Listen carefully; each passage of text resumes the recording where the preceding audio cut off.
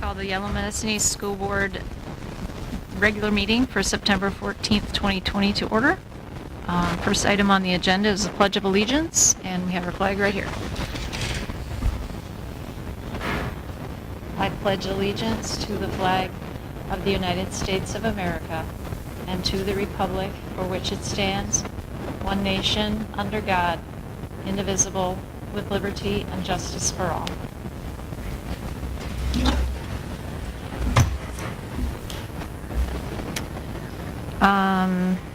Next item is roll call of board members. Start with Amanda.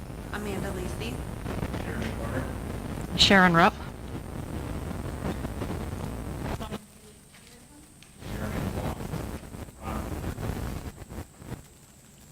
Jeremy Corner. I wasn't on earlier.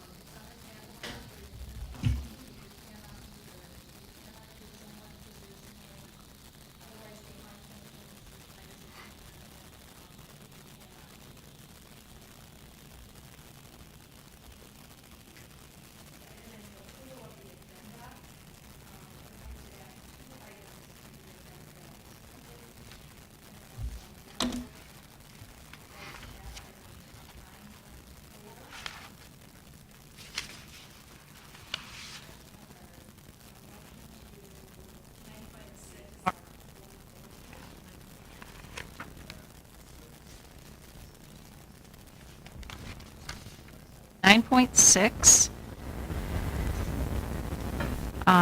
to change the date of our October board meeting, and then 11.2 add a discussion item to discuss coaches' contracts.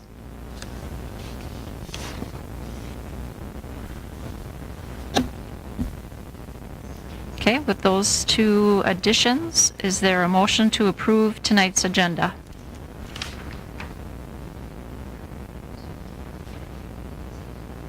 Make a motion to approve tonight's agenda. Thank you. There's a motion. Is there a second? There's a motion and a second. Any discussion? Hearing none, all those in favor say aye. Aye. Opposed, no. Motion carries. Next item is reading of the YME mission statement. And our mission is to provide a caring environment of high expectations that prepares every student for a successful future and instills the value of learning. Next item is public address to the Board of Education. Nothing submitted, no one here to present. So our next item is consent agenda. Items 7.1 through 7.4. Is there a motion to approve tonight's consent agenda?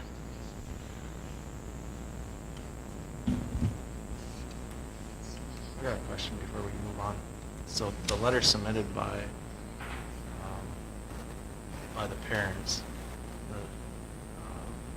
Stephen parents, is that not submittal or public address? I mean, it was mailed to all of us. I'm just curious if you have to be in person to public address, or? No, I think, at least No. in my views, we can have that. So, I mean, if they, find the letter. And do you want it added there, or do you want it added when we talk about lunch? it doesn't matter, wherever you think it fits best. I just, as far as a public address. Does it pertain to something on the agenda? So then we could discuss it then? We also Oh. got one from, both of those Mhm. easily added Yep. But for future letters, do So- count as a public or? Well, Especially now. usually it would be something during the board meeting, that would be brought up, and usually it's something not on the agenda. So, Have both of them ready, like I did the seniors during ICT. Okay, thank you. I would think that letter is an address to the, public address to the board, so I mean, it fits wherever we want to fit it. I mean, that was addressed to the board, so. Both of them are actually. Both letters. So, I'm sorry, I It- missed what you said.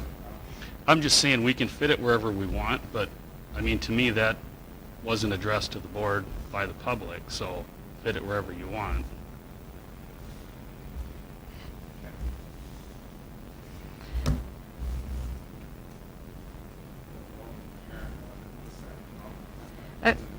I guess my other concern is, do those particular people want that information to be made public? Because this is a public open meeting. That's why I'm asking the question. And if it's sent to all the board members, and Mr. Schneider, is it Sure. But, Was it yeah, Ask them not to share it. yeah, because, you know, the concern Yeah. for me would be, do they want it public?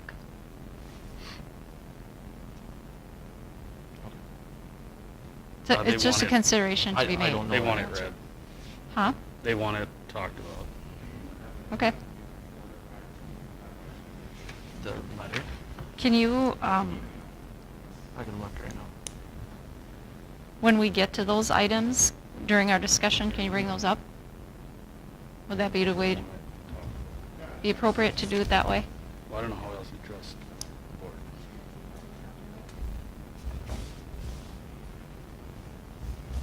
I'm not sure what are we talking about? So that's why I'm saying, can you, Those letters as public address to Mhm. Adam. okay? I'll forward it to Unless- you. Unless they specify otherwise. The discussion.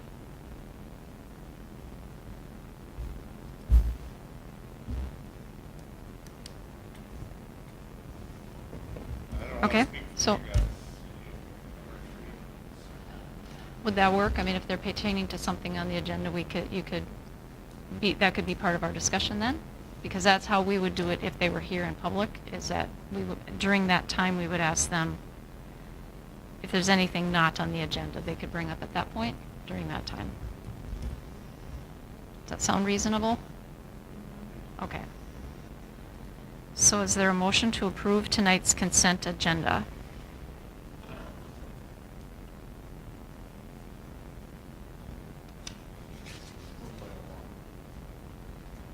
There's a motion, is there a second? Amanda Lisi will second that. Thank you, there's a motion and a second. Any other discussion? Hearing none, all those in favor say aye. Aye. Opposed, no. Motion carries. Next up is our district report with Mr. Schneider.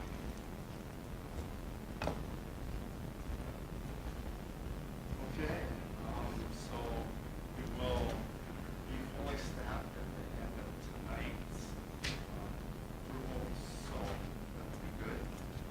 Getting our kindergarten teacher and a paraprofessional, also have some of our students. School-age childcare, Tim Knapper and Melissa have kind of spearheaded this. Today we had 4 students that attended. It's for any student that's 12 and under that qualifies. We have extended it to also our employees, so have our employees work here. Intent is to provide as good a product as we can. But obviously we'll make adjustments if we need to with our staff reporting here. So calendar update, no changes are proposed to this. Last Friday, September 11th was, I heard many positive things. That was a good opportunity for us to take a pause, reconsider what we need to do differently, and then go forward. So thank you very much for that flexibility. Clarkfield Pool I got a message here from Clarkfield City Manager, Chris Webb. He talked about the cost to repair the pool would be between $20,000 and $25,000. I know we had said that we would meet with the Parks and Recreation Committee, but just could never get it to work in our schedules. So they are currently working on seeking out a contractor that could perform that work in the spring of 2020.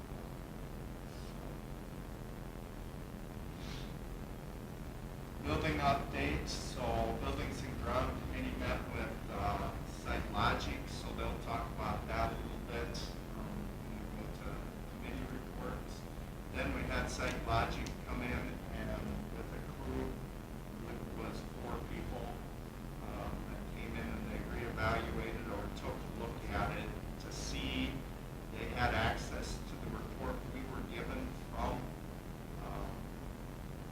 our adjuster.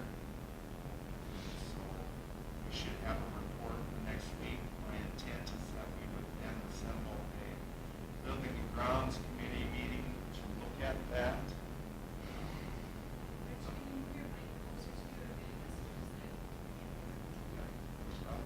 The final walkthrough with Insight will be this Wednesday at 10:30 a.m. You'll see we have an action item to approve payment of those. We're asking eventually when we get there to approve payment based upon approval or good result of that walkthrough.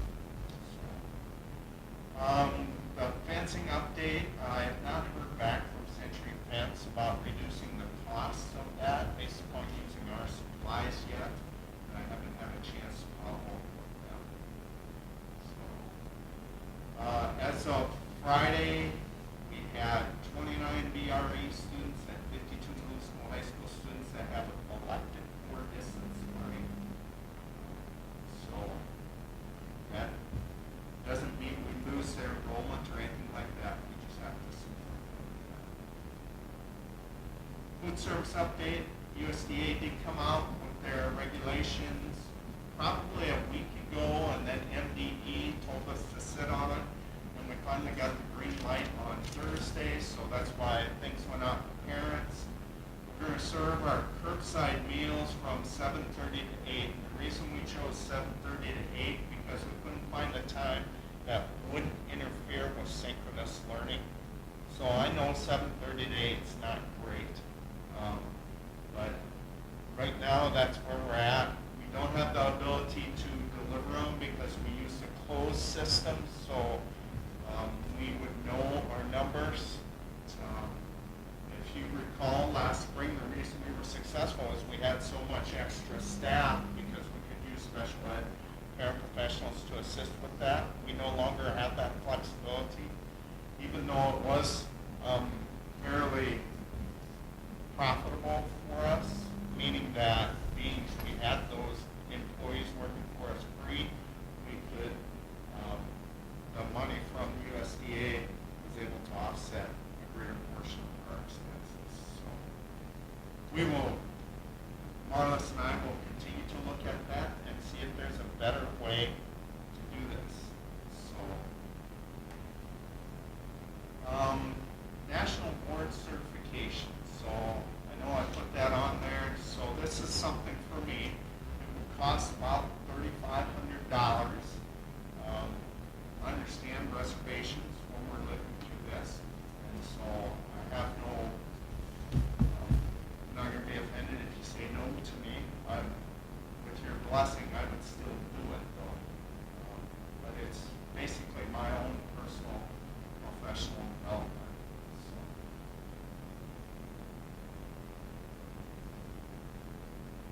Questions or comments about that one? I'm going to pause there between and get your thoughts. Sharon, can we move that, the national board certification, to an action item? You know, Talk about that, or discussion item?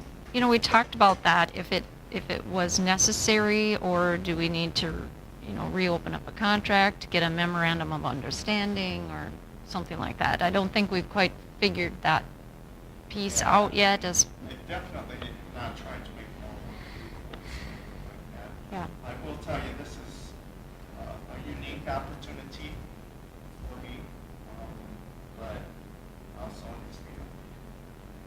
Either way. I was trying to remember that, was it this last spring? Did you remember, Mr. Yeah. Schneider, that it was this last spring that we had allowed the principals to do some sort of professional development, and I don't believe that we had to make it an action item Okay, at we that just- point. I think we discussed it at finance. Did we vote on it? Yeah. I don't know that it really matters. I just Okay. want to get what your thoughts are about it tonight. So if you're in favor of it or not, I promise I will not have a tantrum. Well, that's a relief. I think that's one So- thing. You know, I think all our professionals, I mean, even the board are allowed professional development. Yeah. So I would support it, yeah. Yeah. I agree. Yep. Yep, Good. so let's look back and see how we did that last spring. I'll take a look at that and see if we need to put it on the agenda maybe for next month. Okay?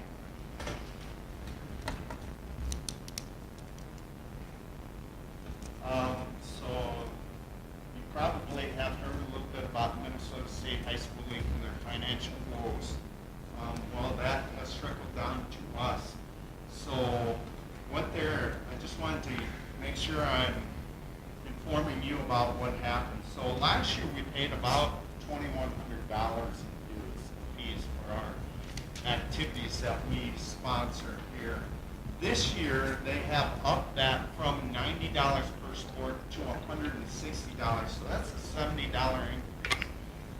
They have also added a per pupil fee of $1, and so all in all, just that without a COVID relief program, that went up to $3,200 for an approximate increase of $1,122 just before we got the COVID relief.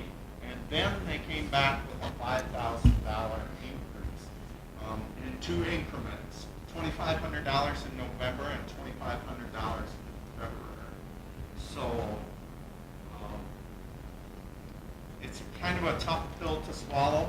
I will tell you they were not doing well financially before COVID happened. And I will tell you their biggest revenue source is state tournaments. And there's basically 3 or 4 large tournaments that generate enough proceeds to carry everything. If you look at their revenues, the largest one is going to be football in terms of revenue. And so they did have that last fall, but they're not going to have it this fall.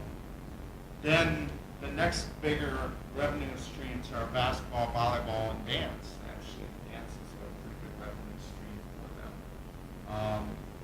I don't know exactly the numbers, but those events being impacted obviously impacted their revenues. I guess in my heart, what I was disappointed in is it just didn't feel like we as a district got much input on that increase. I will tell you, we don't have a choice. That's the only opportunity. We can't go to the second Minnesota State High School League. This is the only league. And So, are they expecting financial payment this year, this $2,500 in November, regardless if everything's canceled or not? They're still expecting payment from every school? correct. But what they have promised is they have promised the possibility of giving us a refund. Well, A refund of, that money, any money, so or a decrease in dues in the following year. I will tell you that this doesn't even balance the budget if you looked at Yeah. what the paperwork was. Right. There's still going to be deficits spending. When Tim and I talked about it, one of our concerns is there was no rainy day fund there. They were operating at the ends of their means. And so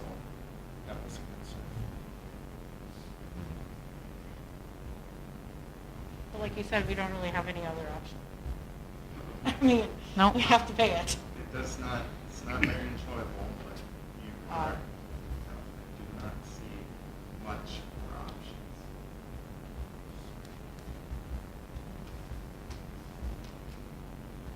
Any other And I- questions about that? And I'm sure that was not budgeted for us in our budget. It's not in our Yeah, budget, it's and we not have, budgeted.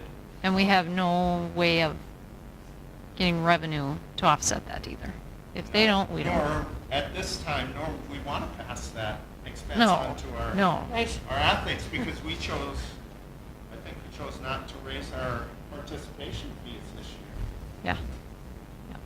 Just simply because we thought families were in a tough spot. Yeah. Yeah. All right. Okay. I will talk about the coaches' contract during discussion. And if you saw it today and last week, you'll notice that MSBA is doing virtual phase 3 and phase 4. Those are pretty good opportunities. I realize that's a chunk of your time, and your time is precious. But I encourage you to attend those. If you are interested, let Denise or I know. We'll help you get registered for that. And even if one or two of you want to do it, and you'd like me to also attend with you, because I think that's, when I've done it with you folks, that's what I got a lot out of, is those individual conversations I had with you over the content. I learned a lot from you, and I hope you learned a lot from me. Can you remind us what those are? Phase 3 is, I just read it too. Does anybody have that up? Phase 4, I think, is community engagement. Yep. And Yep. phase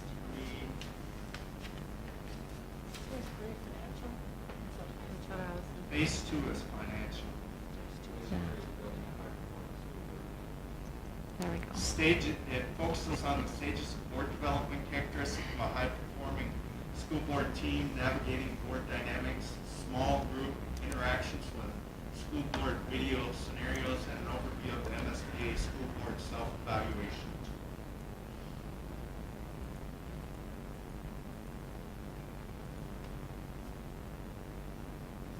Sounds like that one would be very helpful.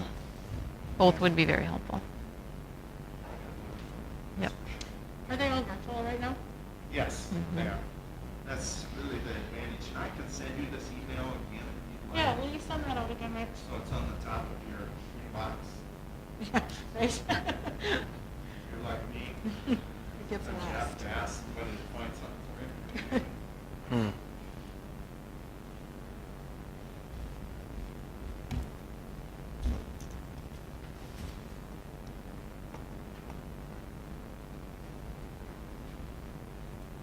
All right. Okay. And that's all I have. Okay, thank you very much. Mrs. Hanson, VRE principal, is not with us. Did she submit a Yes, report, she or did. do you? It was pretty Okay. brief. Our principals have been, she probably can understand.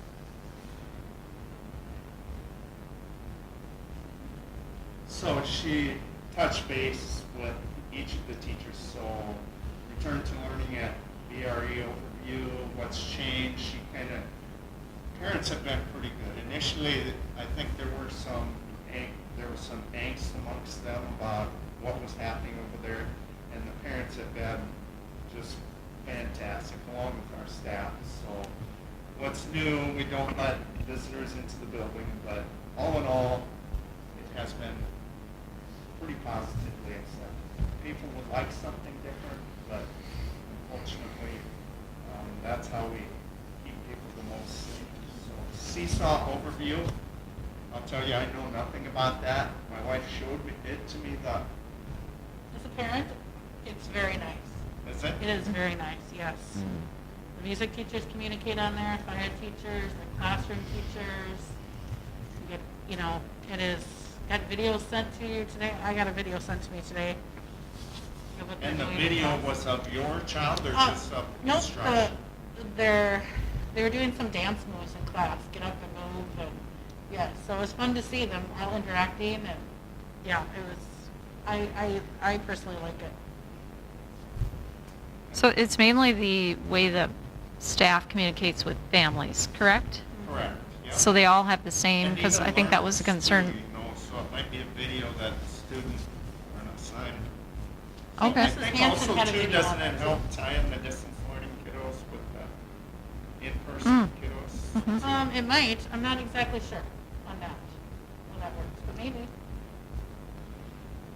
Okay.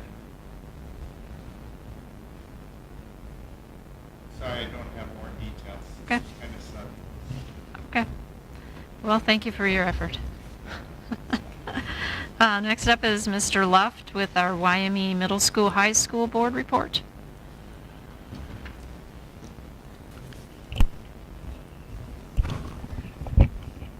Good evening, everyone. Good evening. Want to say it's been a tale of 2 weeks.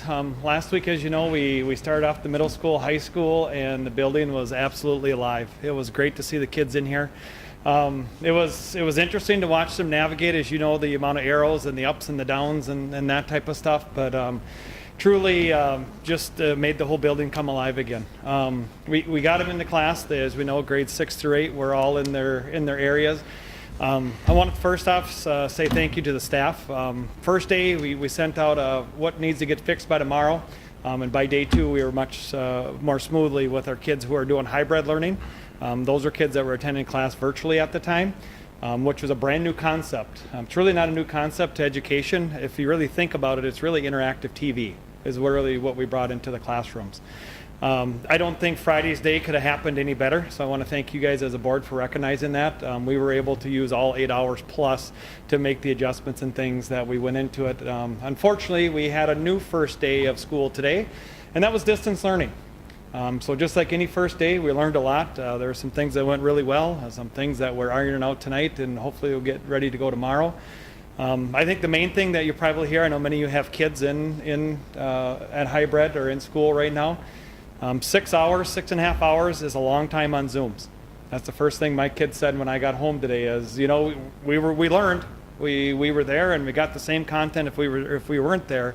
But wow, it was a long time staring at a computer screen. So that's some things that we'll monitor as we go in and move forward with that. So just want to say thanks for the day. I want to thank the staff. The kids came in.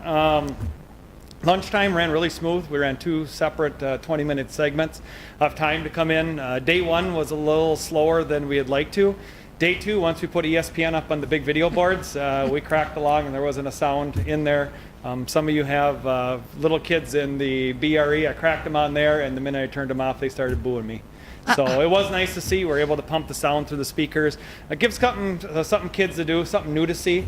I don't know if we'll ever get them out of the gym for cafeteria time to go back. But some other highlights to talk about, the drive-in for back to school night. We had about 80% of our families come through that night. Parent feedback, they really liked it. They would rather just drop their kid off, have them go in so they can sit in their car and they can deal with all the chaos and come back out. But that could be an option that we will keep going and moving forward into there. The Sunday training, which we did August 31st, as you know, Sunday is a reading intervention. We had 20 staff from middle school and high school and also BRE go through there.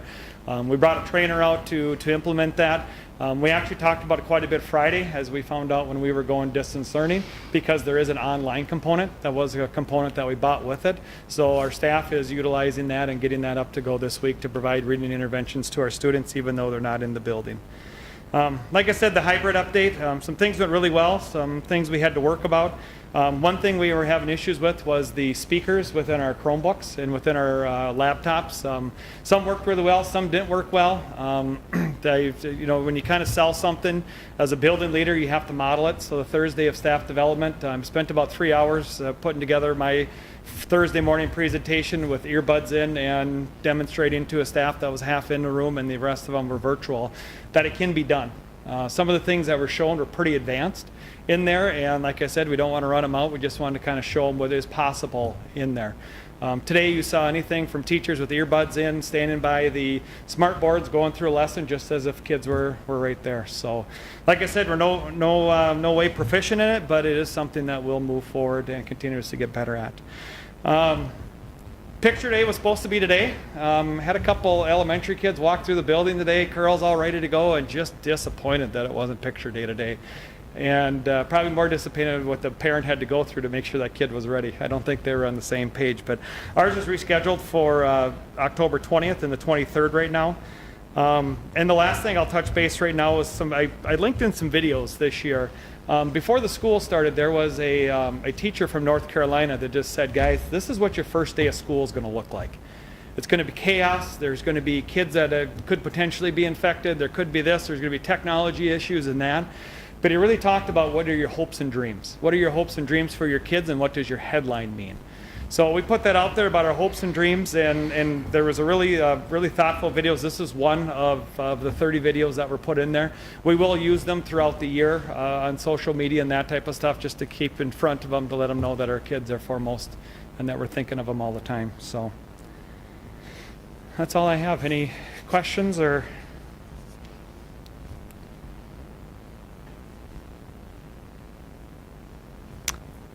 It's ironic how they complain about being in front of a screen, and yet they love the ESPN screen. So. Well, when you have a TV as big as we do in there, it was nice. There's no doubt It's about a big it. draw. But yeah, it was a nice system, self-taught to go in, and they're asking anything from cartoons to movies to whatever. So it's just something to give them a little something new. That it is unfortunate the realm that we're going into, but our kids are very flexible. We had no issues with masks. Just a reminder, you want to just please keep your mask up and that type of stuff.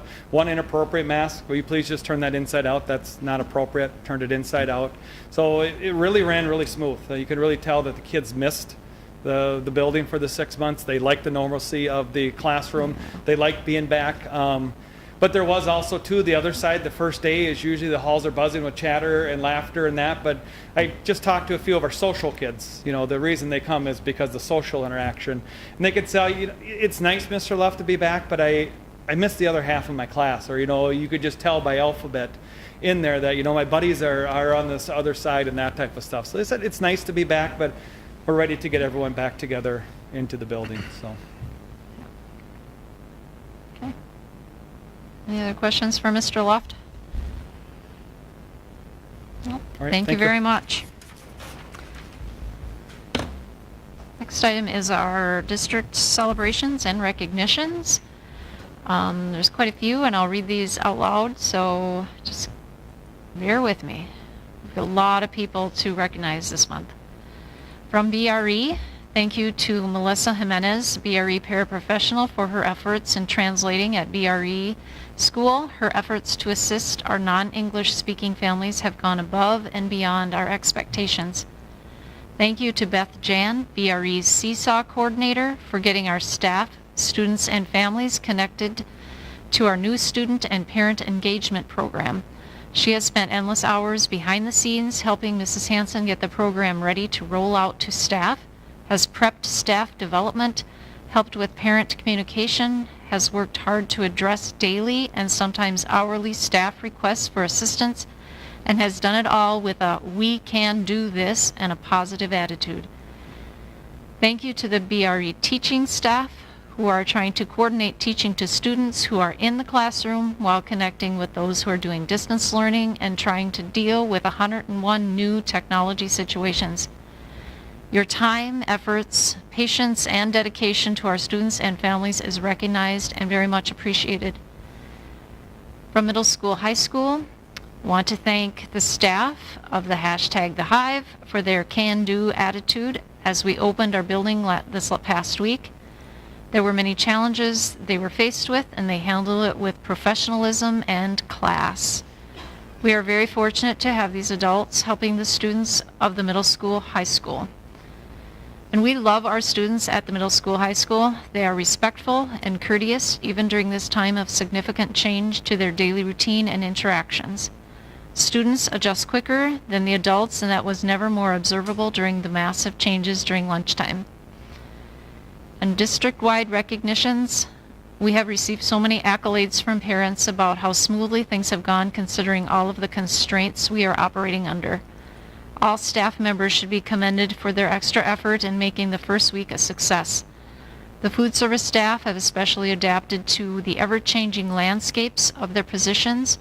The custodians have taken many more responsibilities, including moving many items from classrooms to clear space for desks. The parents have been very appreciative of what the staff members have done to prepare for the start of the school year. And thank you to everyone for their efforts.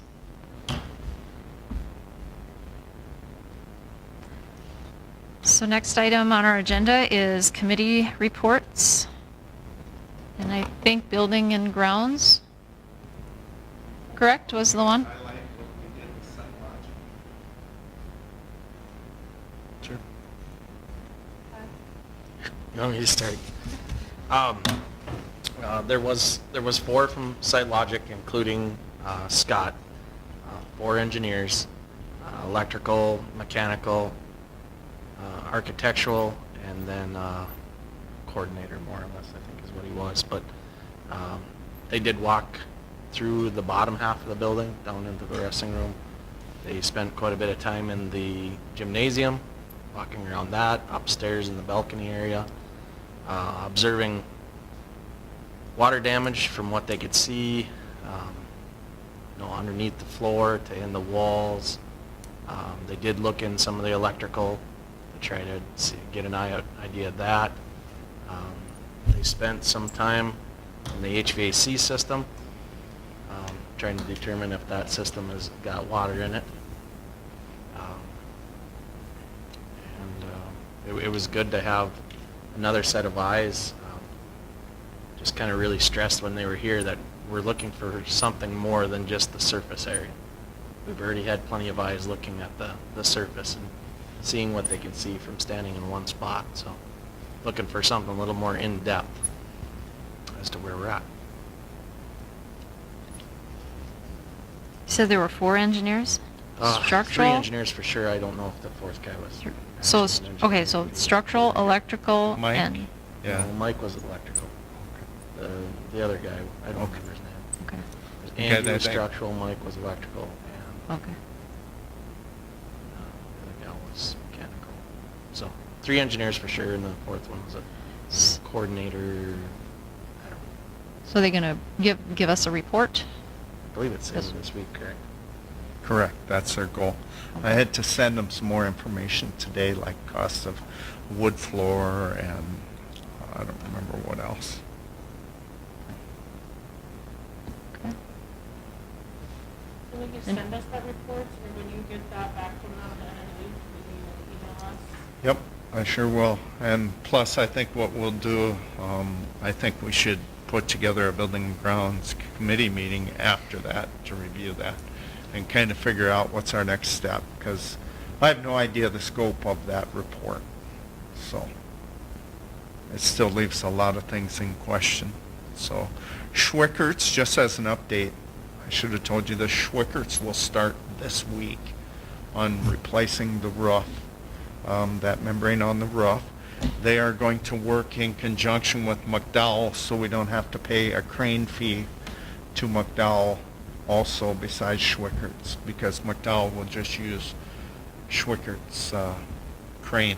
And so McDowell has the roof hood, Schwickert's does the membrane and everything else associated with it, the laminated insulation and all that.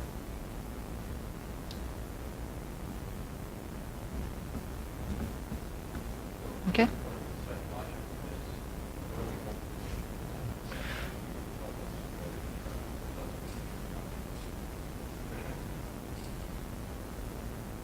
That would be one of the main goals that I would expect from them. If there was additional damage that the insurance company didn't dig into and find, that they would have found that. Just give us some more insight as to the condition of the building too. one of our dilemmas, and I don't want to put words, but one of my dilemmas is I don't know the extent of repair. So even to get a quote for the cost, I need to know what needs to be repaired. So that's the showstopper for me personally. And I think that's what you want me to know.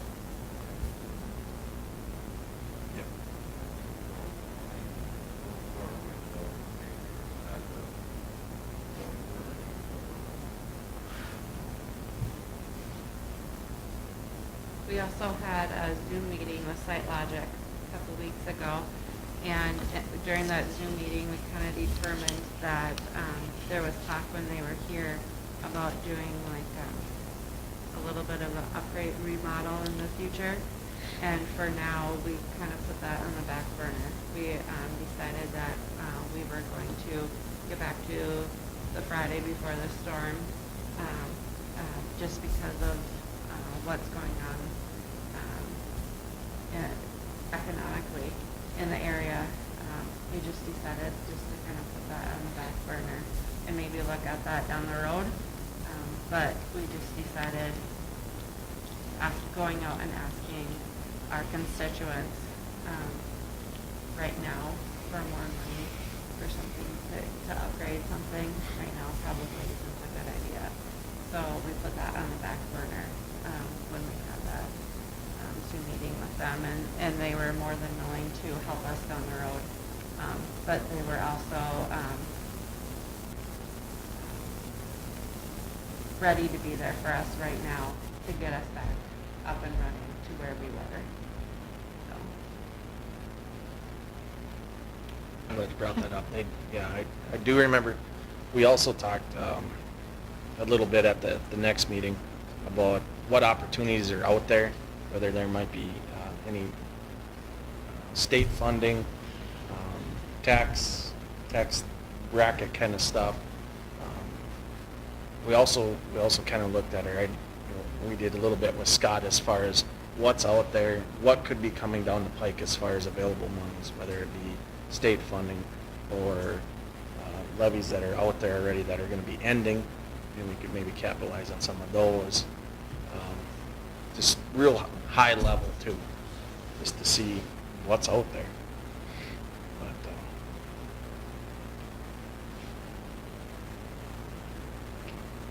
Okay, any other questions for buildings and grounds? Okay, well, thank you for that. We'll appreciate your work on that. So the next item is new business. Item number 9. 9.1 is our personnel items, and we have 2 new hires, so we need to approve the employment of elementary instructor for kindergarten, Sherry Schneider, and approval of employment for middle school, high school paraprofessional and backup nurse, Emily Ennisvet. Is there a motion to approve those 2 hires? Amanda Lacey will motion with the new hires. There's a motion. Is there a second? I'll second. There's a motion and a second. Any discussion? Hearing none, all those in favor say aye. Aye. Opposed, no. Motion carries. Next item are our leave requests and resignations. We have 3 resignations. Middle school, high school paraprofessional Brittany Henricks, resignation of our .5 assistant track coach Scott Jans, and resignation of 0.5 assistant track coach Jim Ford. Is there a motion to accept those resignations?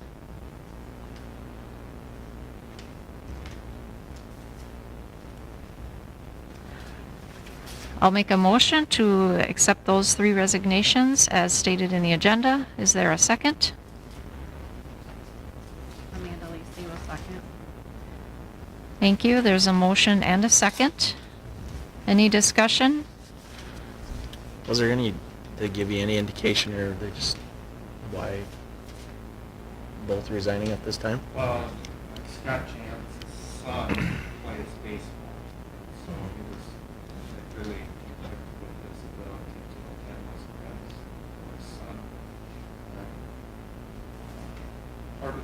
Jim Ford's not available. Mhm. So that's how that was kind of a match made in heaven. The two of them could help cover down. Scott could cover the earlier part of the season, and Jim could cover the later part of the season. Both have been long-time participants. I wouldn't say we counted out that Scott or Jim might come back at another time. But at this point, we think we can fill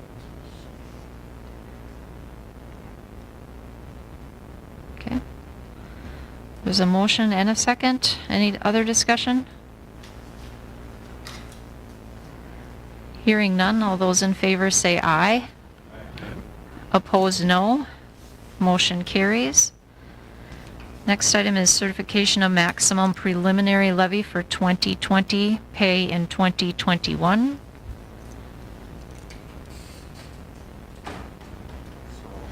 And Leanne has something. Explain this. Yep.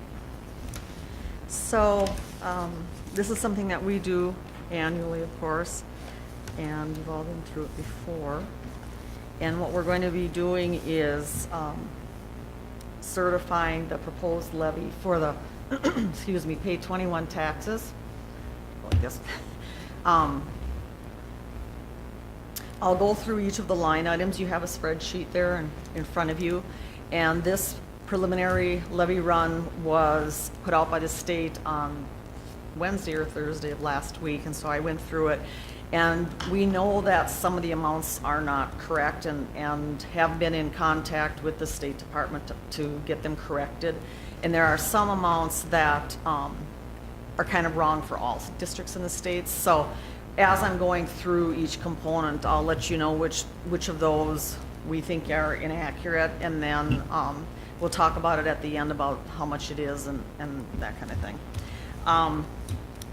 The first part of that, the first section, is the general fund, and of course that's our biggest fund. And I'll go through the major components of that for the preliminary levy. The miscellaneous is about $1,700. Then we have integration and achievement. And anytime you see something that's kind of in pink there, that means that we don't think that the amount is accurate. So we're looking to see an adjustment from the Minnesota Department of Education before we actually finalize the levy in December. So keep that in mind as we're going down. The integration and achievement roughly runs about $30,000 for levy every year, and the state portion of that is 70% and the levy is 30%. And as you can see, there's an adjustment for previous years of almost $30,000. Well, we know that that's not right.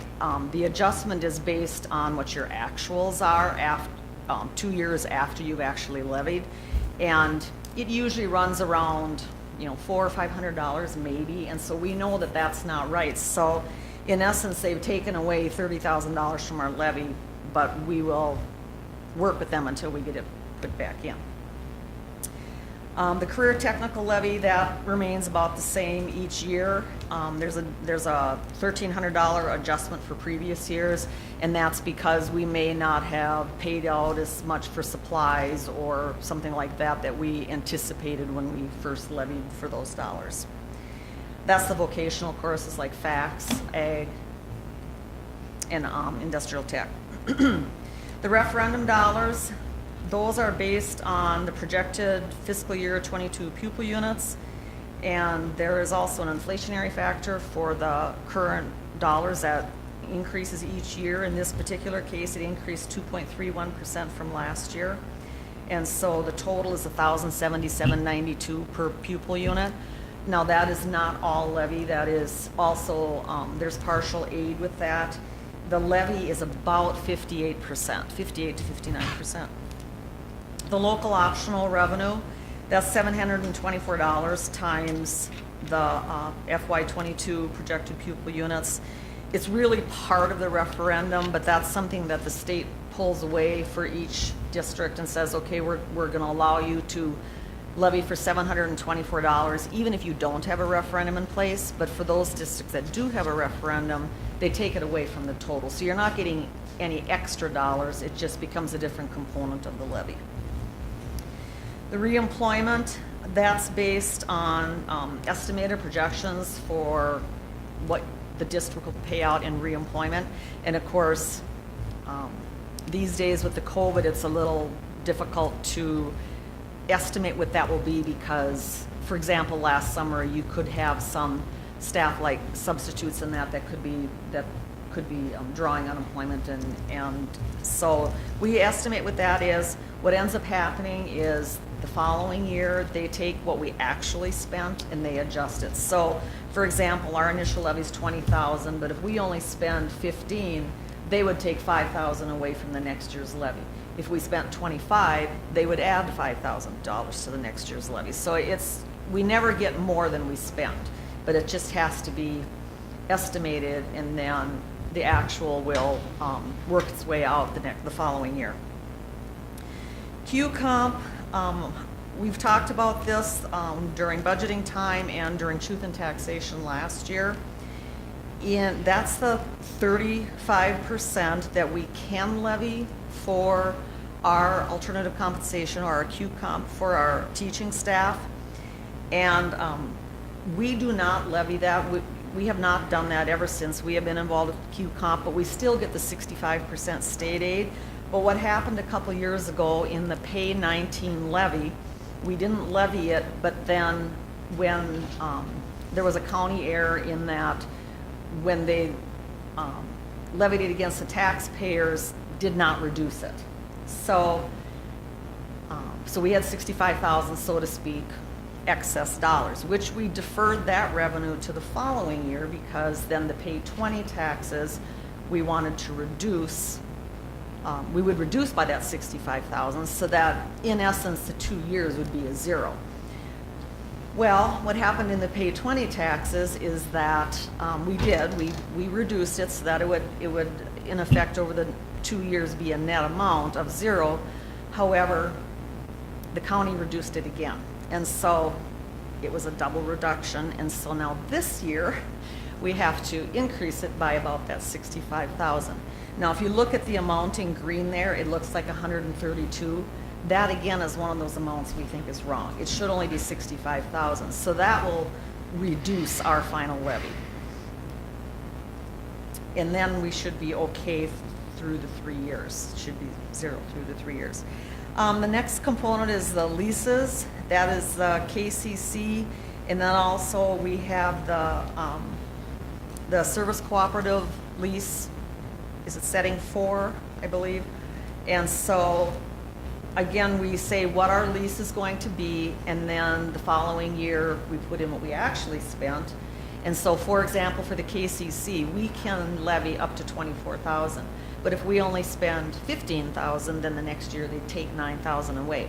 But the max is 24. So even if we spent more than that, we wouldn't be able to levy more. However, in all the years that we've had that lease, we have never gone over. And in fact, most of the time, we're significantly under. So. The next one is the facilities and equipment bond adjustment, and that has to do with the project that we had back in 2010-11, and the portion of that was the capital and energy bonds. And what happens there is we had a $2.485 million QZAB bond as part of the project, capital bond as part of the project back in 2010. And the idea behind that energy bond is that you have that savings in energy. So the bond is $2,485,000, and we pay that off each year.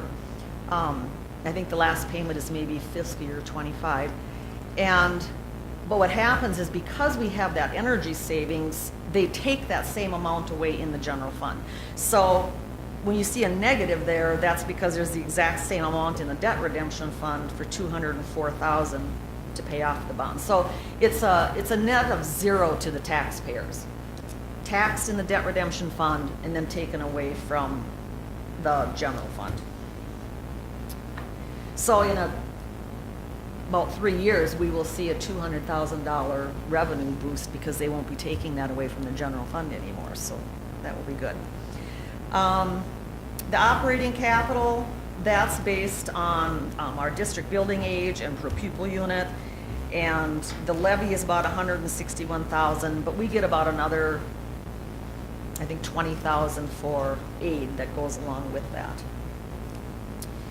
The safe school dollars, that's based on per pupil unit, is $36 per pupil unit. And this year we got also another, I think it was $39, Rich, per pupil unit for aid, which was a one-time revenue. We won't see that again, but the safe school dollars, and that's used for, it can be used for things like the school resource officer, or an intercom system, or the door fobs, that system, because it's for security kinds of things, or the intercom system that's at the front doors of the buildings, that can be used for that. You can also use it for a percentage of like your social workers and drug abuse prevention, but usually we don't have enough dollars to go that far because it doesn't, you can see it doesn't even cover the SRO totally, so. The long-term facility maintenance, that's $380 per pupil unit, and that's pretty self-explanatory. The buildings and grounds, you're pretty familiar with that. That's for the repair and maintenance of our buildings. And so we levy that. We do not have to spend it in the year that we levy it for.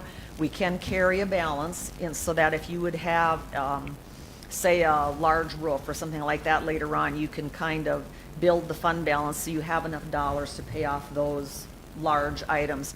Or on the flip side, if you end up having to have a large project that isn't covered by insurance or something, you can actually run that in the negative so that in the following years you would get that money back by not spending all of the revenue in the future years. So the total general fund is $1,516,823.50, but keep in mind that there are 2 adjustments there that we're looking for. And so we're really looking for, it probably will go down about $35,000 in the general fund, is what we are thinking. Again, MDE has to go through that, through the amounts that we're looking at. Then we go into community ed. And the early childhood program, we levy $151.04 per pupil under age 5 as of September 1st. And our current census for 0 to 4-year-olds was 361. So they take that times 151.04, and we're looking at about $42,000 for that. The pool, that's for the pool over in Clarkfield, and what that is for the deficit that we had as of June 30th, 2020, and the city of Clarkfield sends me a report that outlines the revenues and expenditures from July 1st of the previous year, so in this case, July 1st, 2019 through June 30th of 2020. So it's July and August of the previous summer and then June of the current summer.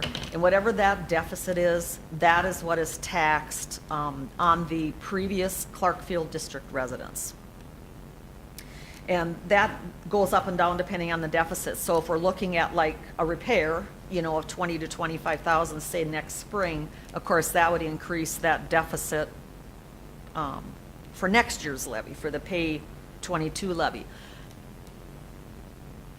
Community education, that's based on the district population, all ages, and on the 2010 census, there were 7,006, and so we have received that same amount for the last 10 years, $57,939.62. Now they're currently doing a new census, and so I don't believe that will affect this year's taxes, but next year, the community ed levy will be based on what that 2010 census is. Very likely it will be fewer residents than we had 10 years ago. Then we go to the debt redemption portion, and That's paying off, that's the dollars to pay off the bonds that we have. The first one is the 2014 Alternative Facilities Bonds. Again, that's part of that project. It was a separate amount, $730,000, and that one's pretty straightforward. It's not, they aren't QZAB bonds or anything, so we don't see any interest from the government. So that's just based on what our actual bond payments are. And what the state does for the debt redemption fund is they take your bond schedule that you have, which is principal and interest, and they multiply it times 105%. And then that's what they have you levy. And then every once in a while, about 3-4 years, then your fund balance has increased to a point where they say, well, now it's too much, so we'll take some away from you. And you'll see that on the next line, there's a just under $61,000 that our fund balance is such that we have enough fund balance and cash flow to cover the bonds that we're paying, and so they're taking that $60,000 away. That next one, excuse me, actually the next 3 bonds, you can see they're in pink, which means that we're expecting that those amounts will change. And what happened there is the state sent an email out to all of the districts in the state and said that they had not made adjustments for the new bond schedules that were out there. So the first 2 are we expect a difference in because we get their QZAB bonds and we get interest for those from the government. And I think this year it's about $150,000. And when the state first puts the bond schedule out there, they have what we're supposed to pay, but the federal government does what they call sequestration, and that's reducing basically what their payment to us is. We don't have a choice of that, and it's about 7%. And so because the state did not adjust the bond schedule for that 7%, we expect that those first two amounts will go up a little bit because the federal government's not paying us for the interest, then we have to collect it on the taxpayers. It's about $18,000 total between the 2. Then that last one, the $199,000, what that is, that's the OPEB bonds, and that's the other post-employment benefits. That's for the retiree expenses. And so in a regular year, that is what the amounts would be. However, we refunded those bonds, if you remember, this spring. And so I'm expecting that will go down a little bit, maybe $10,000, $12,000, because our bond schedule, the replacement bond schedule, we're paying out less than we did on the old one. That's why we refunded them, so that we would have those savings for the taxpayers. So in total, we're looking at $2,672,000, $846.09. When I went through what we're thinking the adjustments should be, it's about $33,000 less than what is on this here schedule. That could change if they changed, for example, the debt redemption fund balance reduction. I'm not sure what they will do with that for sure. When we have changes to the debt service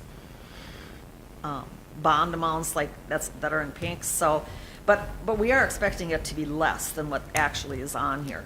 So what we want you to do, and we do this every year, we have you certify the maximum, because if we certify a dollar amount, we cannot deviate from that. We cannot go up if the levy goes up. I imagine we could go down. I guess I'm not sure about that. We've always certified the maximum because, especially when we know that some of these amounts aren't correct. And then what will happen is we will get them corrected before the tax statements go out to the taxpayers in November, and then in December we will have the new schedule. Actually, the new schedule, we should be able to get them corrected probably by next week or the week after. And then in December, we have another chance to look at it and say, well, do we want to change a levy at all? I would guess that we would not.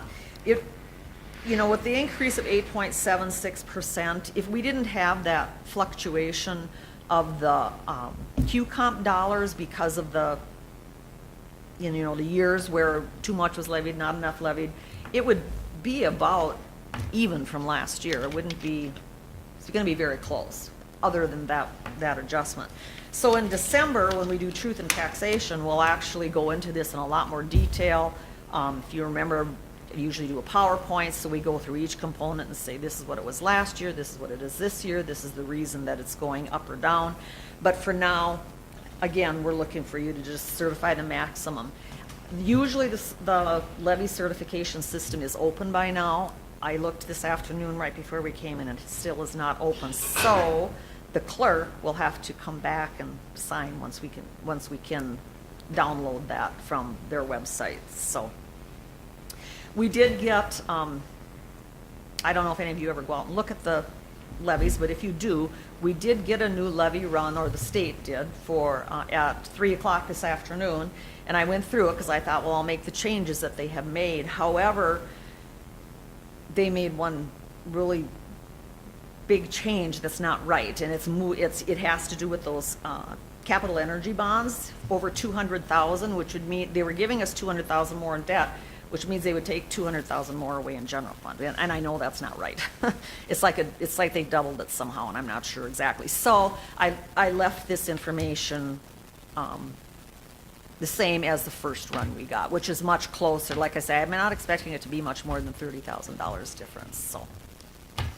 So we need you to certify the maximum.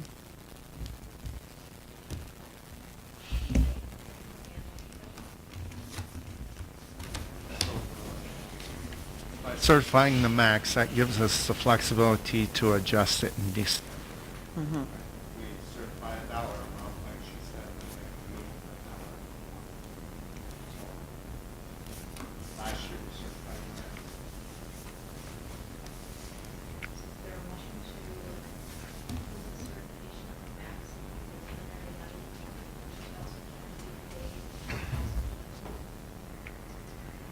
I'll make that motion. Certify the maximum preliminary levy for 2020, pay 2021.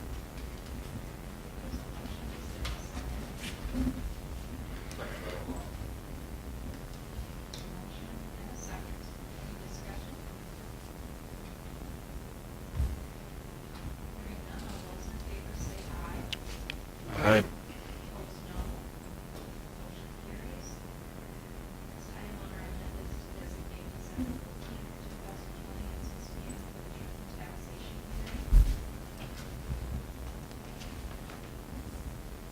Need a motion for that? I'll make a motion to designate December 14th, 2020 at 6 p.m. for the truth and taxation hearing. Second.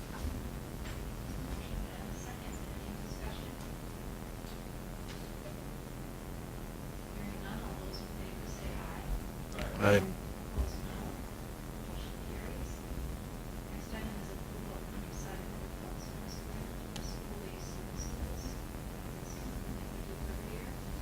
Correct, and we're not intending to use anything, but we do have to approve what we would have to pay. What we've accessed in my 2 years here.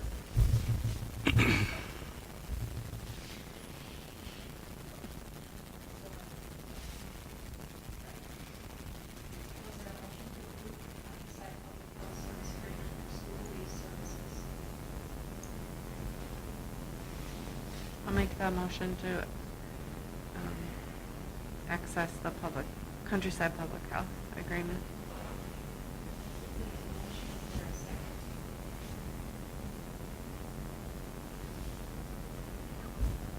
I'll second.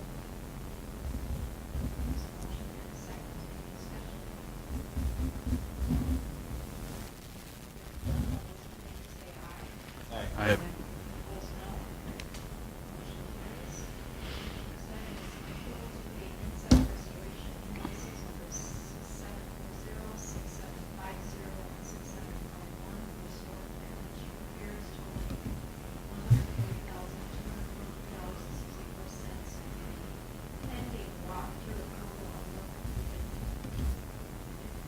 So just to give you a little background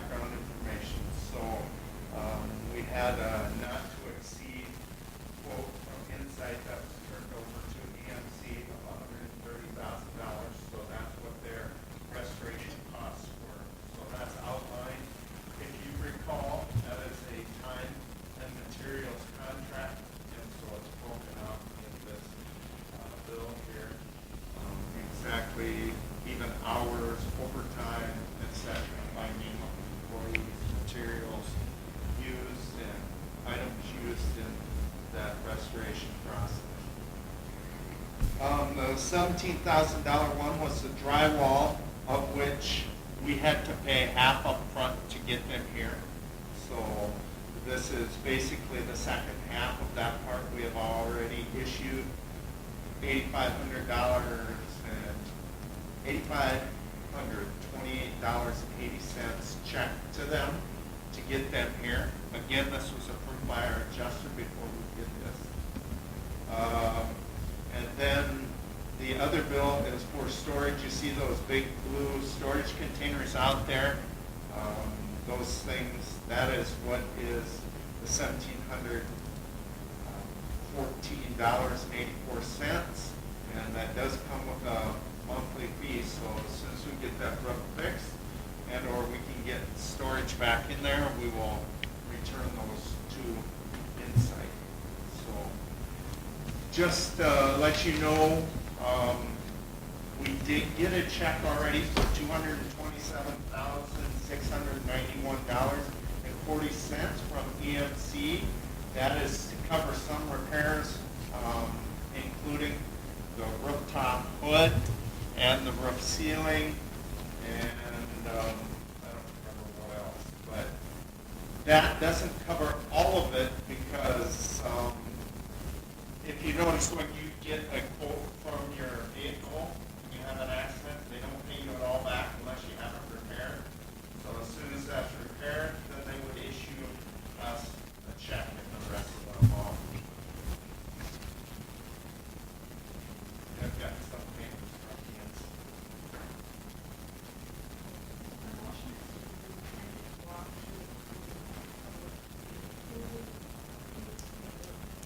That would be Francis and I. Other people are welcome to attend too. But remember, it's the restoration portion of that. So, and drywall.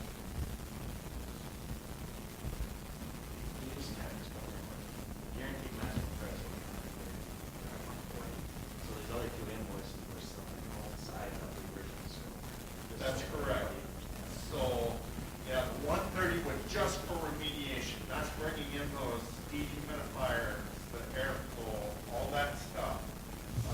Try and control the moisture, I guess that infiltrated building, I don't know what the correct word is, but, so to try and control that mold and damage associated with that. That's what that $130,000 was. Because if we'd have done nothing, we'd have had mold everywhere. Just recommend how we actually exceeded that, but then gave us a discount to get it back up. Correct.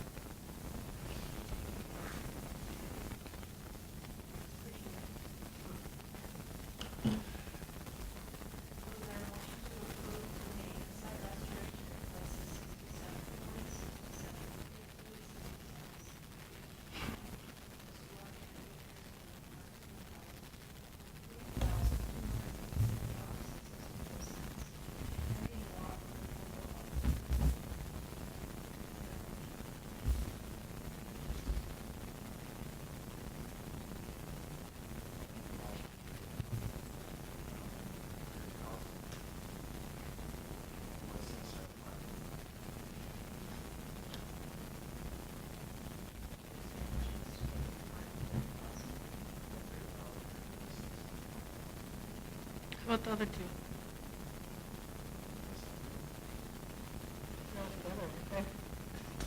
Are we gonna pay them before they're, how do we do that? Right, okay.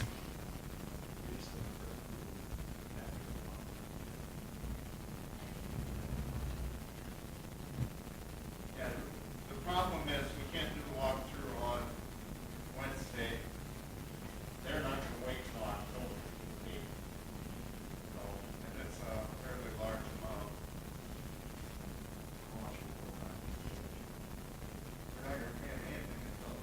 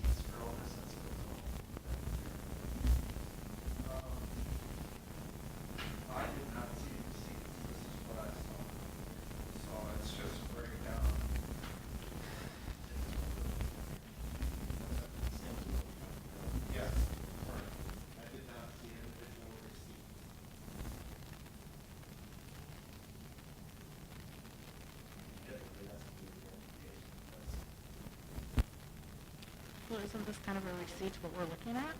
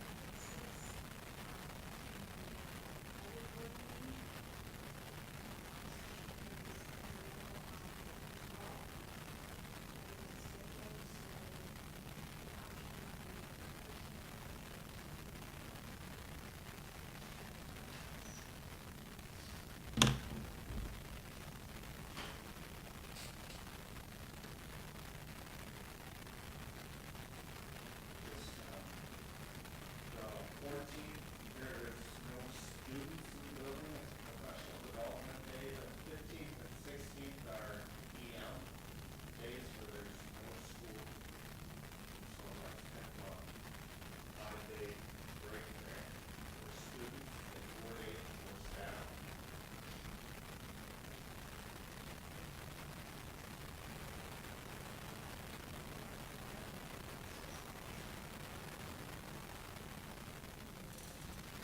Can we move it to the 19th? Or is that too late in the month? And you see a reason for a conflict looking a week later.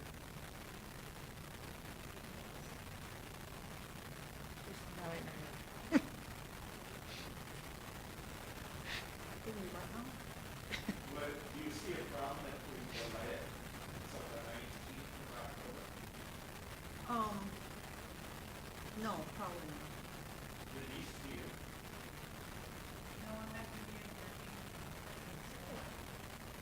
We would just have, we pay some bills that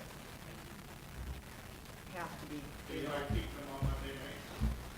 Yeah, That's I guess I do.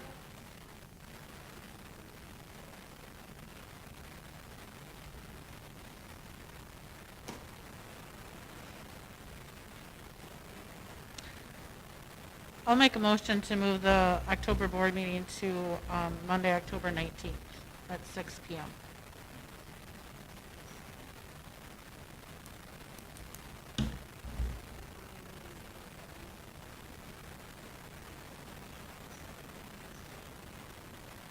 We just don't want Denise to miss it. Thought you would, dear.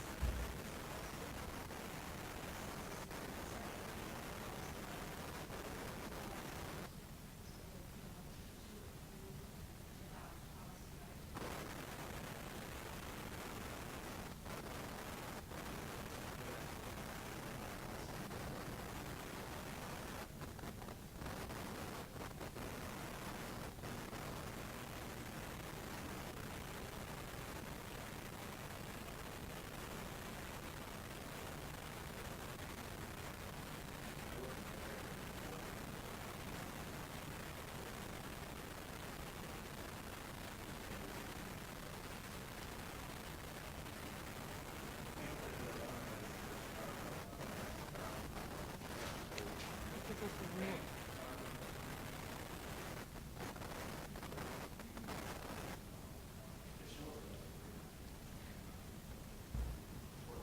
Is it a new policy, Rich?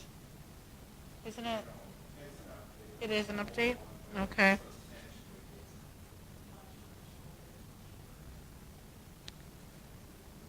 I can't remember.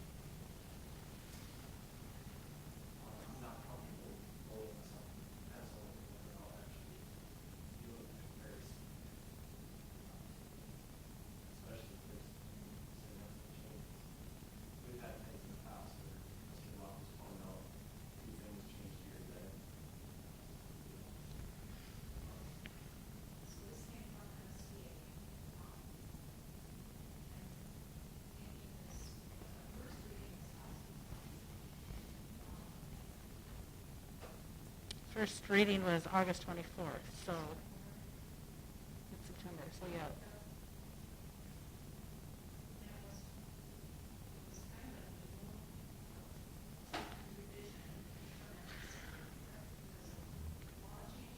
I do believe so. New guidance from the Mhm. U.S. Department of Education that significantly impacts how we investigate follow through on sexual harassment. We're receiving training on it. This is a lot of the land, so to speak.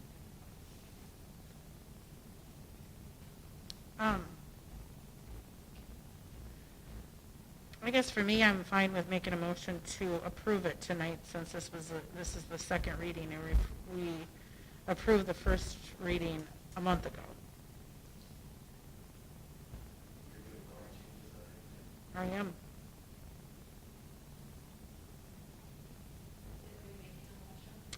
Can I make a motion to approve? Let me see, where are we? Make a motion to approve policy 522 as written.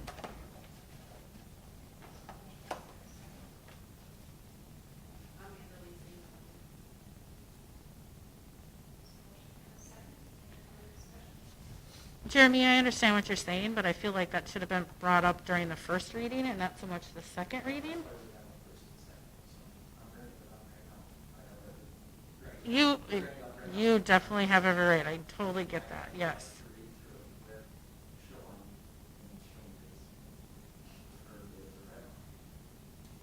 If you read through the whole thing, and you know all the changes and you're comfortable with it, that's your opinion and that point.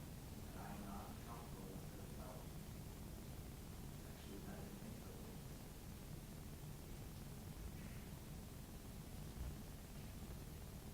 So if there is a way to get that.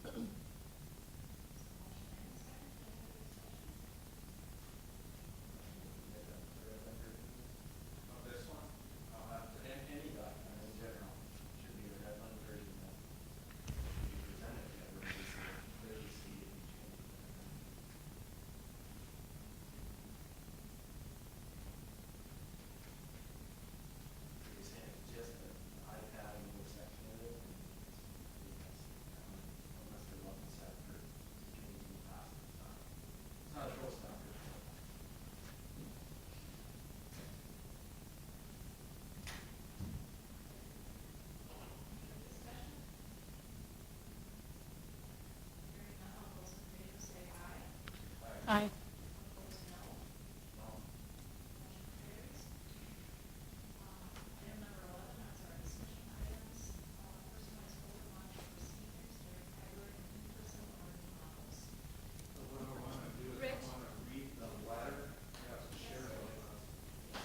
I'm being told that nobody can be heard. I don't know if we need to change batteries or we need to put the mic right up to your face or take the mask off. The mic doesn't mask.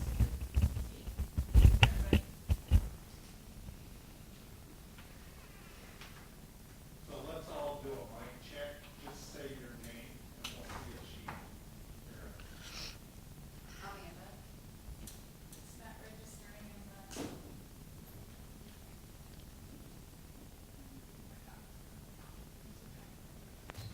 They all have to switch the batteries.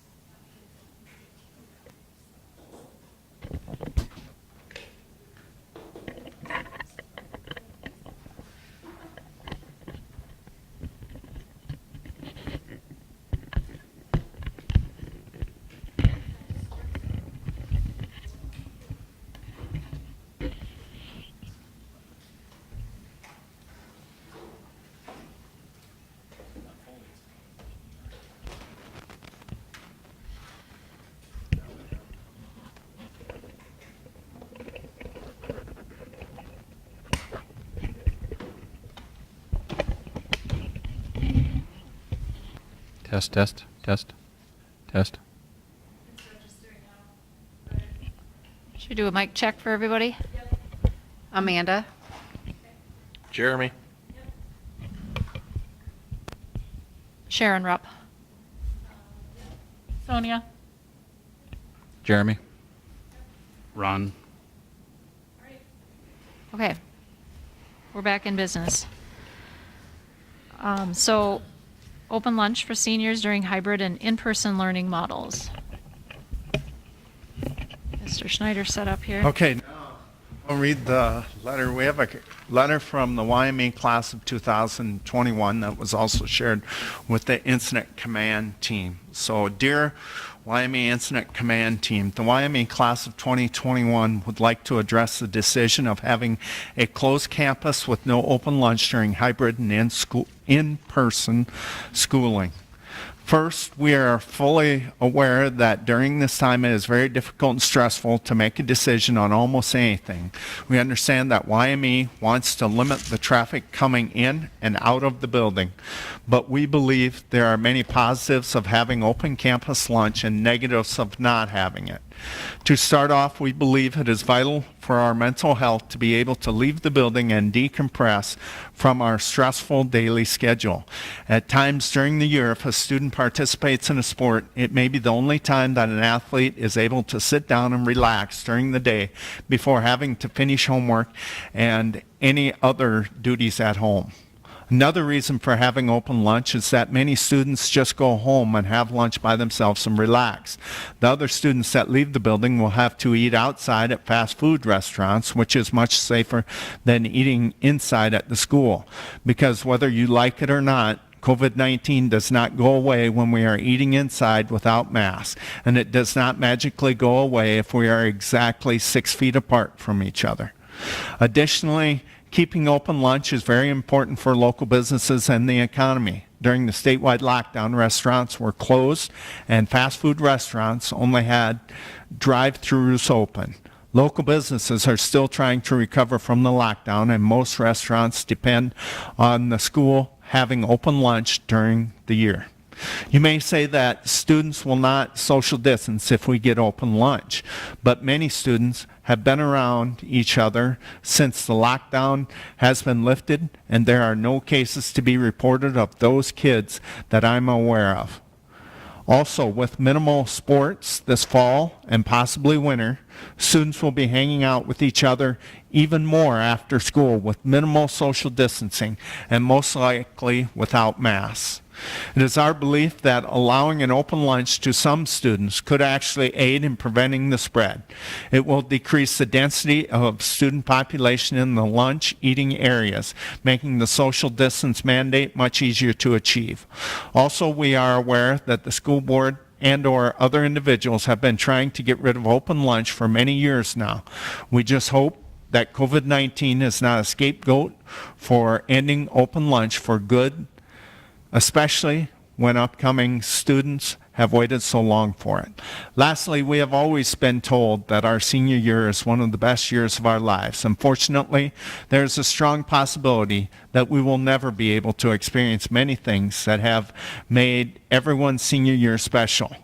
Please give us the life experience practice of being responsible in preventing the spread of the virus in all areas. We believe that as we enter adulthood, this situation can make us stronger and more responsible adults. We respectfully ask that you give strong consideration to allowing open lunch. Thank you for taking this time to hear our voice. Sincerely, the class of 2021.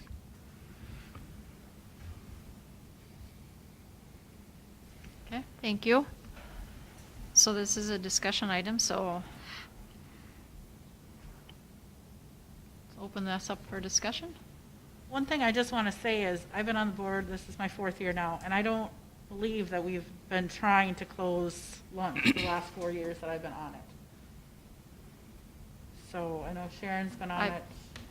Yeah, I agree too. Trying to think, this is my 6th year, and I don't believe that it's the school board trying to get rid of open lunch. In fact, I think the school board has probably always been opposed to closing lunch. That's why it's always been open. Definitely this year brings a whole new set of challenges. But just to clarify too, since I've been on the board, it's not been the board trying to get rid of open lunch. You know, there have been incidences that happen to students when they leave campus, completely un-COVID related. That happens any time, and it's when those things happen that it comes up, like, should we close lunch? And the school board has yet to do that until this year. And this is something that I think is really out of our control.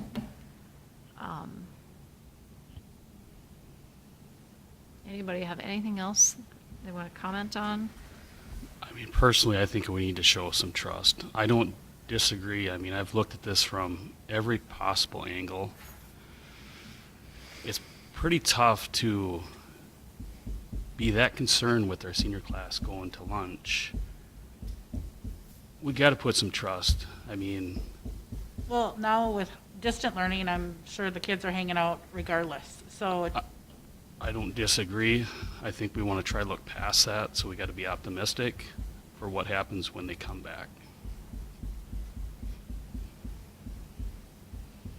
I mean, I do understand we need to look at things. It's hard for our seniors. I mean, I'll use my daughter, for example. Her first day as a senior was sitting at home on her computer. They're all stuck with challenges. We all know that, but what's going to happen from 12 to 12:20 is probably not going to make any difference in comparison to what happens from 7 to 8 or from 3 to whatever. I understand we say we have control during that time, but I think we probably have staff and other ones that are leaving the building as well. I think we could give a little trust to these seniors. I think they deserve something. Well, that was my question that I wasn't aware of. Are staff members leaving the building too for their lunches? Well, they could. I mean, can as well. we can't, we don't Right. have legal right to control the lunch of our staff members. I mean, I think that would be a bad precedent when we say they have a duty-free lunch and we tell them where they can go for lunch. Agree. Do I know? I don't know. I eat at my desk every day, so That's probably a bad habit too. I'm probably thinking that most of the teachers eat at their lunch with 5 kids in their room and, you know. I don't know. What's your feelings, Mr. Luft? I mean, I don't know the health part of it, you know, the inside, and that's kind of the reason we had talked about was the health concern. I don't know if there's an update from them. Kids are awesome when they're here, but I understand the openness too. I did do some research. It's probably, as far as the schools, whether it's in the Camden or just in the Mavapa, there have been a few that have closed it, and there have been a few that have left it open to their grades. So just kind of so you guys have that out there. But the original conversation talked about was the email that we got from the Department of Health, is they had saw it was a very extremely risky in there, and that's what we had based the back end of the decision to do it. I think we had talked about, you know, I think that's why we're talking about is bringing it back to the board meeting to see, is it time to open it up or not? I do believe we said at was it the incident command meeting or a board meeting last month, that we would reevaluate at this month's board meeting regarding that. That sound right, Sharon? That's possible. I remember too, Nurse Cassie talking about how it would be difficult to follow some other things in the executive order that are specified in the executive order by opening lunch. It would be, I remember that part. can I have some examples? Huh? What are you talking, examples? Well, one thing Cassie brought up too, but now I'm thinking, you know, it's kind of the same with the teachers if they leave too, is where the kids went for lunch and then coming back and not being able to screen the kids to find out, you know, where they've been, are they running fevers, you know, when they left the building. But we're not doing that with staff members either. So, And it's tracing. Right, to- and I don't disagree with that, and I understand what we're saying between 8 and 3, but we can't control what happens between 3 in the afternoon and 8 the next morning. So what's the Absolutely. difference? But during that 8 to 3, who's responsible? Our students are, Our students are responsible absolutely, for, absolutely. and the parents will themselves. be responsible as well.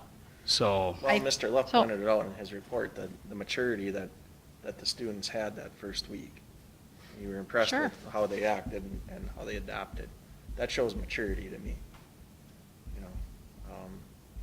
You know, another one that was brought up in the incident command team by one of the members was when we went to a hybrid,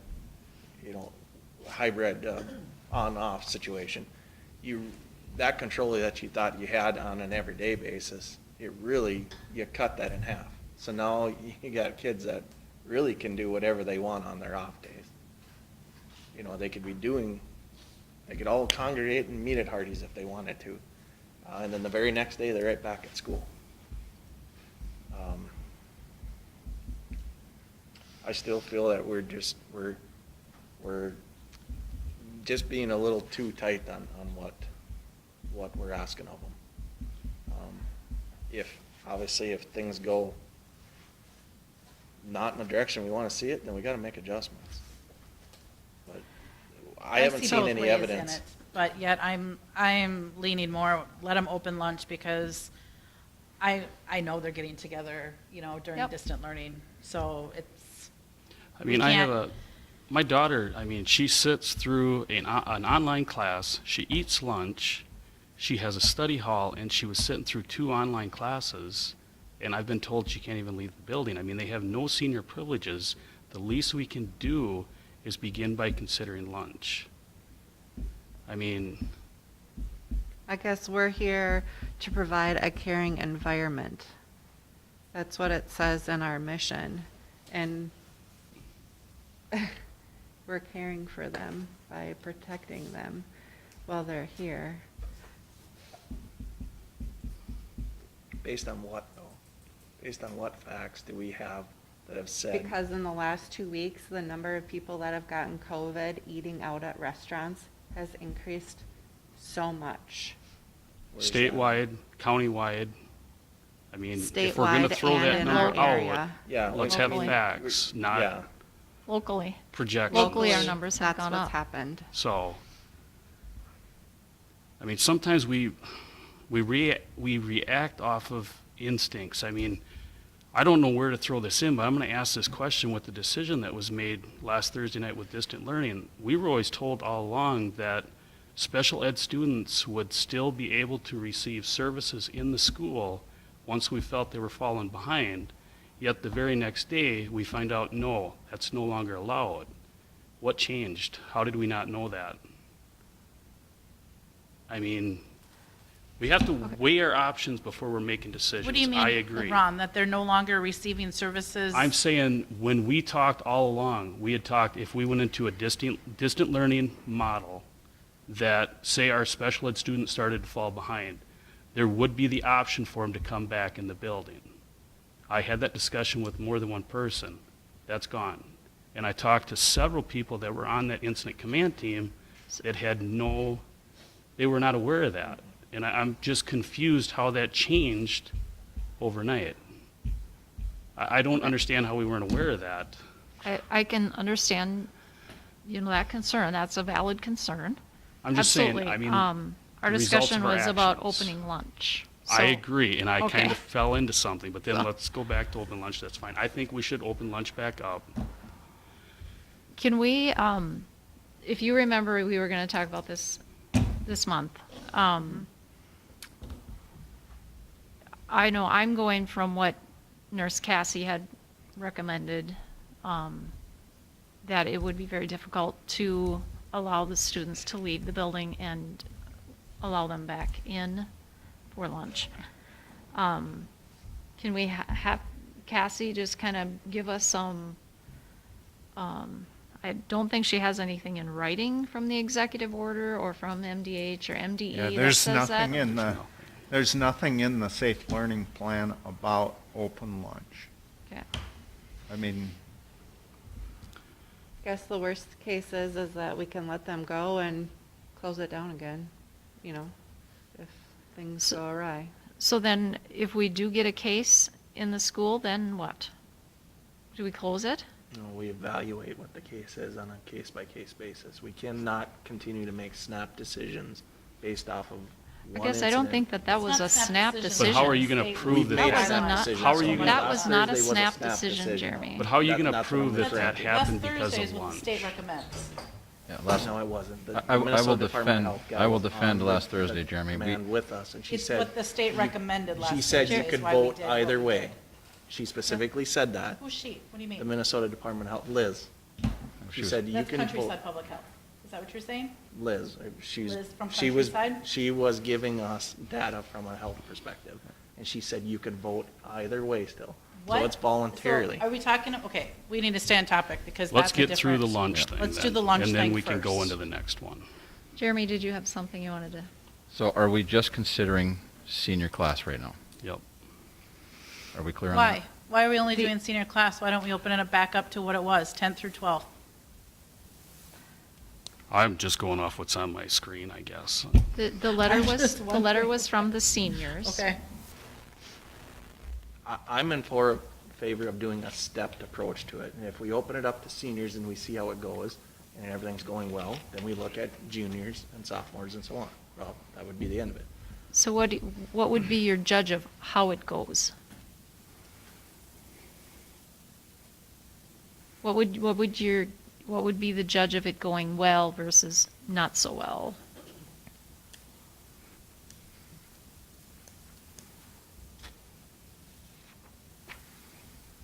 I don't have an answer right now. Just being honest, I don't know. That's why So I if said we do each get- case would have to be evaluated. So- I don't think we can set something that's in stone that say, this So- is the reason we are now gonna shut it down. I have a hypothetical. Someone in the senior class tests positive for COVID. Would you then shut down lunch? If one person in the senior class tested positive. And they exposed half their class. Right. Half their grade. Well, we have Well, then bigger they're on problems than quarantine. just lunch. I mean, I understand. Exactly. I understand where you're going. True, but, so what guideline What- would you call serious enough to close lunch? I guess you said it, so I'm asking the question, what is your Yeah. consideration? We haven't got to that. I honestly. We have I to wouldn't have a thought of it. plan before we open lunch. Right. Yeah. You have to This is have not it. going to be a snap decision. Good call. I agree. Right. We've been talking about this for quite a while. Right. I'm not disagreeing with you, Jeremy. No, I'm just I don't saying- have an answer for you, Okay. Jerome. I don't. This is the farthest we've got on this conversation, so I don't have an answer for you. I'm in favor of this consideration, but I think we need to have a plan on where do we go if this happens? What's the threshold Right. for it not going well?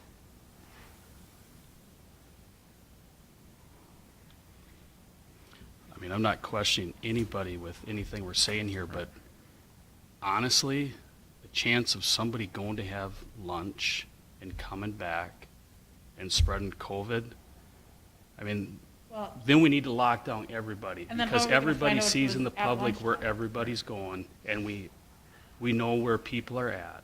I mean, I don't think it's fair to judge our students when you see what else is going on. I mean, I think we need to be, like you asked Jeremy, I mean, how do you put, it's pretty tough. I mean, you could say, okay, one senior, we have a case of COVID, we shut it down. Well, now you're going to ask yourself the question, how do you prove that case come from having lunch and not from, you have no way of knowing? Unless That's you do the the whole tracing. problem with this situation, So- isn't it? I don't, That's the And that- whole but they can- intent with but they can- And I think restricting, all and we're I'm not to do- trying to. All we're trying to do is argue find a one way way. to, all I'm trying to do is find a way to give something back to these seniors. That's all I'm trying to do, and I hope they can work through it respectfully and safely and be what we expect them to be.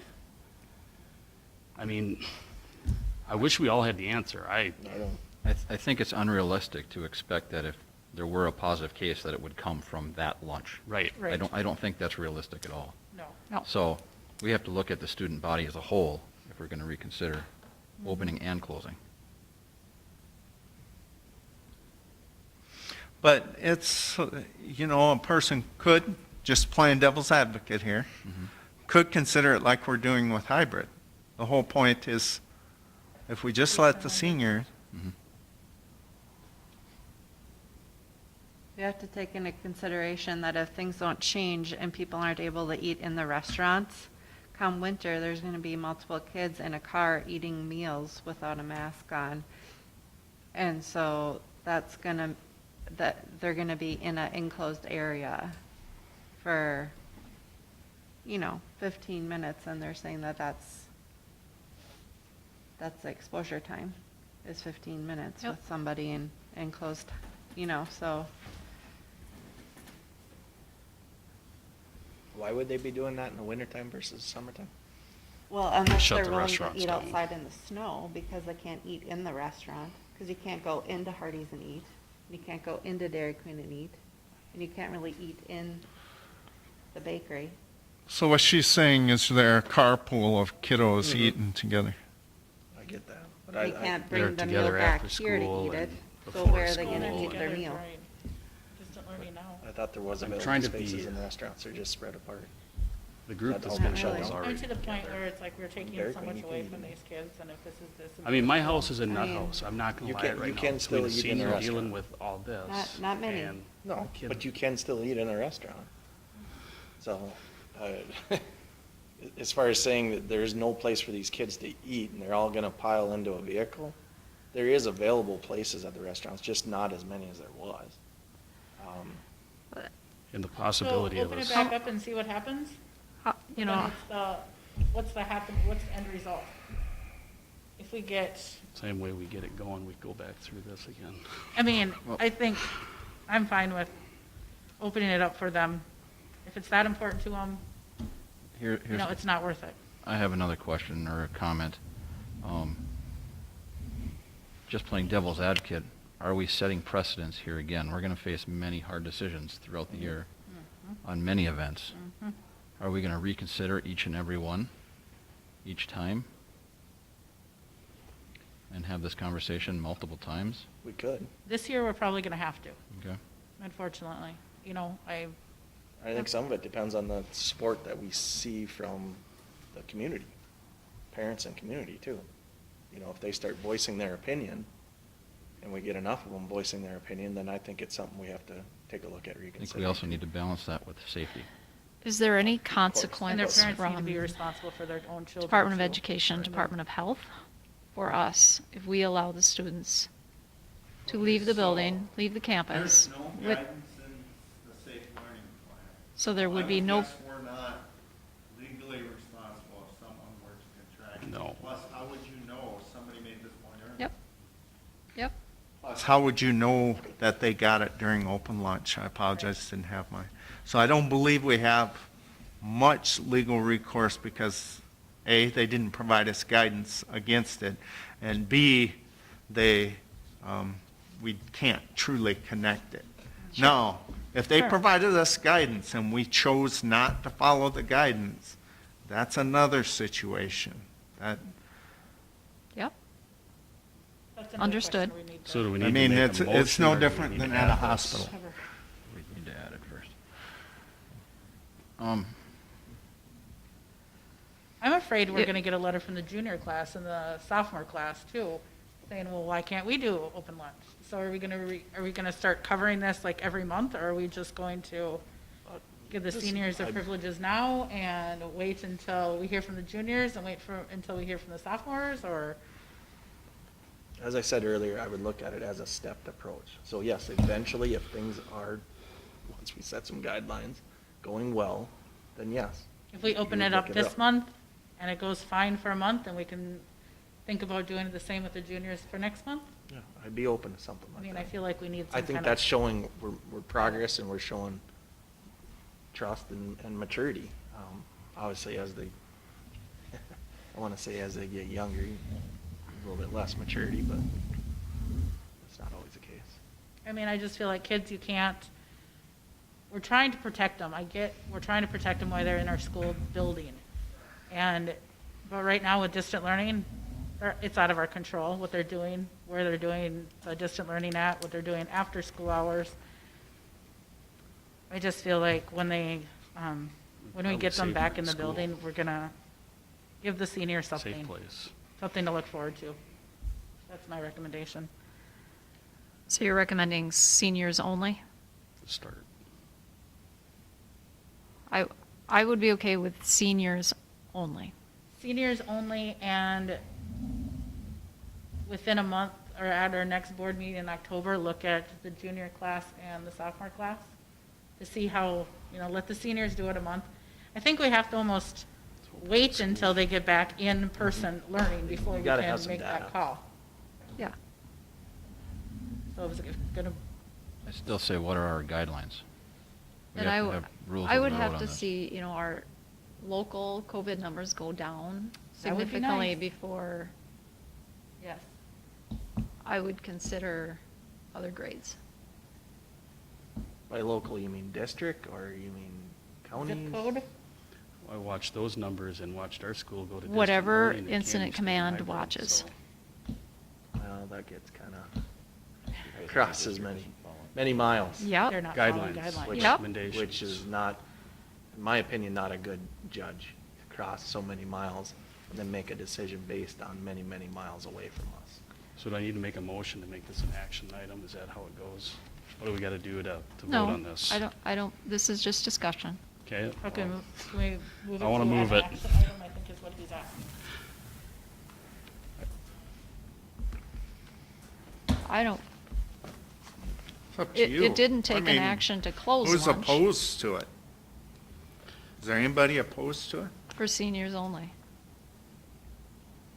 Anybody opposed to that? I mean, The seniors only, Without but like Sonia said, committee. with the idea of, once we get some data in, start looking at the underclassmen. so they're gonna ask, what's gonna be the judge? What's the Right. threshold in that data, and what type of data? 50, they're gonna be, We don't have the answer to that yet. Good thing for us, we're in distant learning, so they won't be back tomorrow. You got some time to think about it, I guess. So closing lunch was part of the reopening of schools plan, Yep. which we did approve. Yep. by action. So, That's a good point. so You could make we would another have action. in order to change a piece of that reopening schools plan, we would have to have an action. Correct? Sounds reasonable. Or is that something that can be decided by incident command? I That think we plan. tried it at the incident command. I gonna think try that's it? why it's here. Oh. Yeah. Kind of let's- sounds like a let's board see. decision to Okay. me. Do I make an a action. motion to make it an action item? So, I got a question. Go ahead, Jerry. So, if we're gonna make this an action item, are we just gonna go off hypothetical thoughts, or are we gonna go off a redlined change to the policy or the plan that we already approved? With some guidelines in it? You mean actual pull up the policy and redline it right now? Yeah, I'm not saying Yes. redline it right now. I'm just saying. Yeah, I would think you should, I mean, it's a written policy, well, it'll have to be redlined. Okay, so then, So would we approve that? so tonight? then Do we have a, you want to see that red line First- before we approve it then? I'm not saying that to be No. Facetious? Yeah. No, because I asked for redlines earlier, I get it. Right, Yep. no, but that Yep. wasn't. I know where we're going with this. That wasn't a dig on that, I'm just saying, do we want to do this just on thought? no, because then we're gonna push it back another month, correct? Right. Do Say we have just to get going meet on this and to if- vote on this? let the kids, when they come back in person, give them the open lunch back. When in-person learning happens again for the senior class, open lunch starts as well? Are you In-person talking or in-person hybrid? or hybrid? My, yes. So here's a question. Do we have to be in person in order to vote on it? Can it be I think we need Let to. me make sure it's in the document first. what I'm getting at is, could we have the remainder of this week to come up with some guidelines, come up with some red line wording, and then say by the end of the week or Monday, you know. We would have to have a special meeting. It would have to be, that's what I'm asking. Does it have to be a full-blown special meeting, or can it be, That, what you're suggesting is, could possibly be considered a closed meeting, and that would be against the law. That would be illegal. So for us to I don't think I was suggesting. vote I'll on have to something find other than which here at the document table. it's I'm in. getting I was confused. asking a question more than I think- suggesting a closed Okay. meeting. I think what you're asking is something of that caliber would have to be done at an open meeting. Okay, so then it would have to be a special Yes. session. It would That have was to my be an open question. meeting. Yeah. Which I would do if it's Mhm. that So are valuable. we saying that we can't make this, we can't make this motion right now No. because we don't have any criterias? I think what we're waiting for is Rich to make sure, verify that it's actually in the plan. If it's not in the plan, then we don't need to modify that plan. Ryan, do you know which document it's in?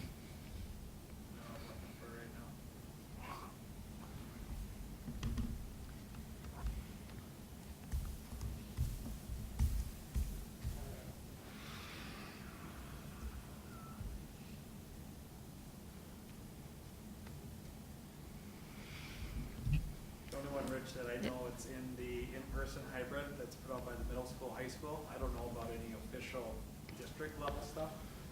No, it's not in the reopening plan. Okay. I looked for lunch I don't know if we anyway, I actually- didn't see it in there. I think we just talked about it at the Yeah, that's incident all it command was. meeting in the middle of August, and that was the only time. We talked about that. We never voted to close lunch. So, Did we vote last at our? to close lunch? I don't think so. I know it was presented as part of, I don't know if it was reopening, or if it was the plan, or if it was the model.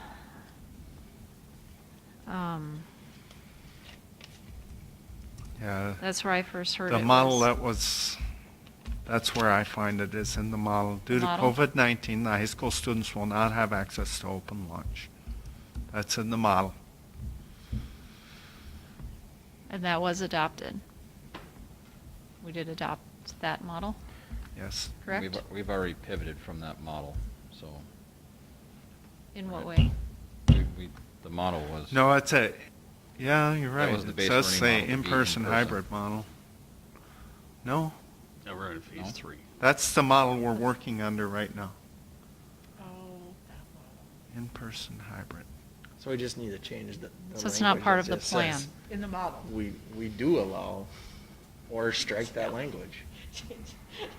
So if someone were to make a motion to say, would strike the language that's in that model, that says. You know what?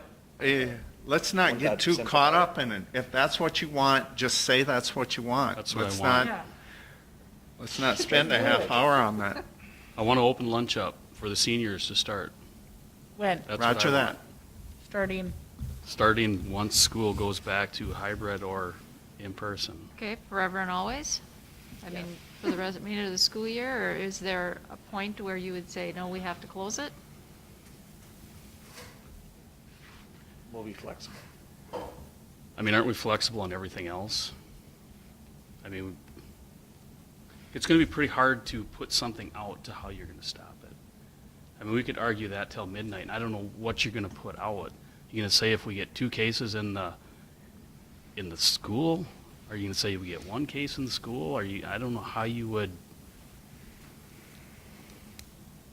Predicting is, So I think we're in agreement that for seniors, Okay? hybrid Get that word and, up. hybrid and all in person, Yep. seniors could have open lunch. Okay.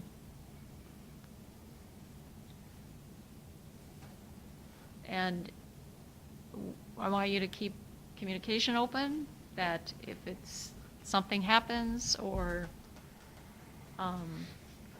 with incident command, if something needs to be changed, we can certainly revisit that again. Okay? Are we in agreement with that? That sounds acceptable? perfect. I think we need to be mindful that if kids do need to eat lunch in school, they can bring their own lunch. Yep, You know, absolutely. according to the email that was sent to us, kids don't have to go without eating. They Yep. can bring their own lunch if they don't like what's being served. exactly.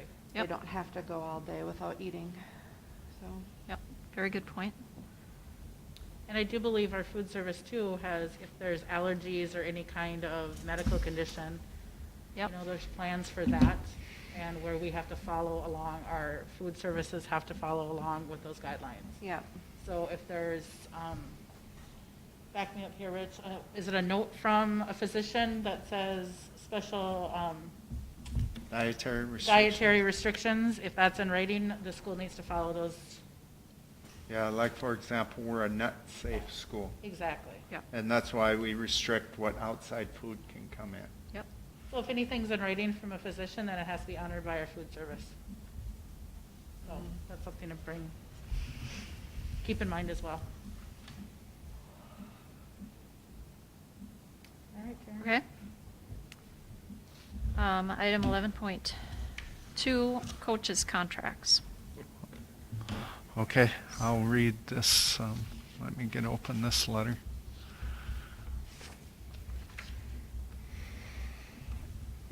Maybe.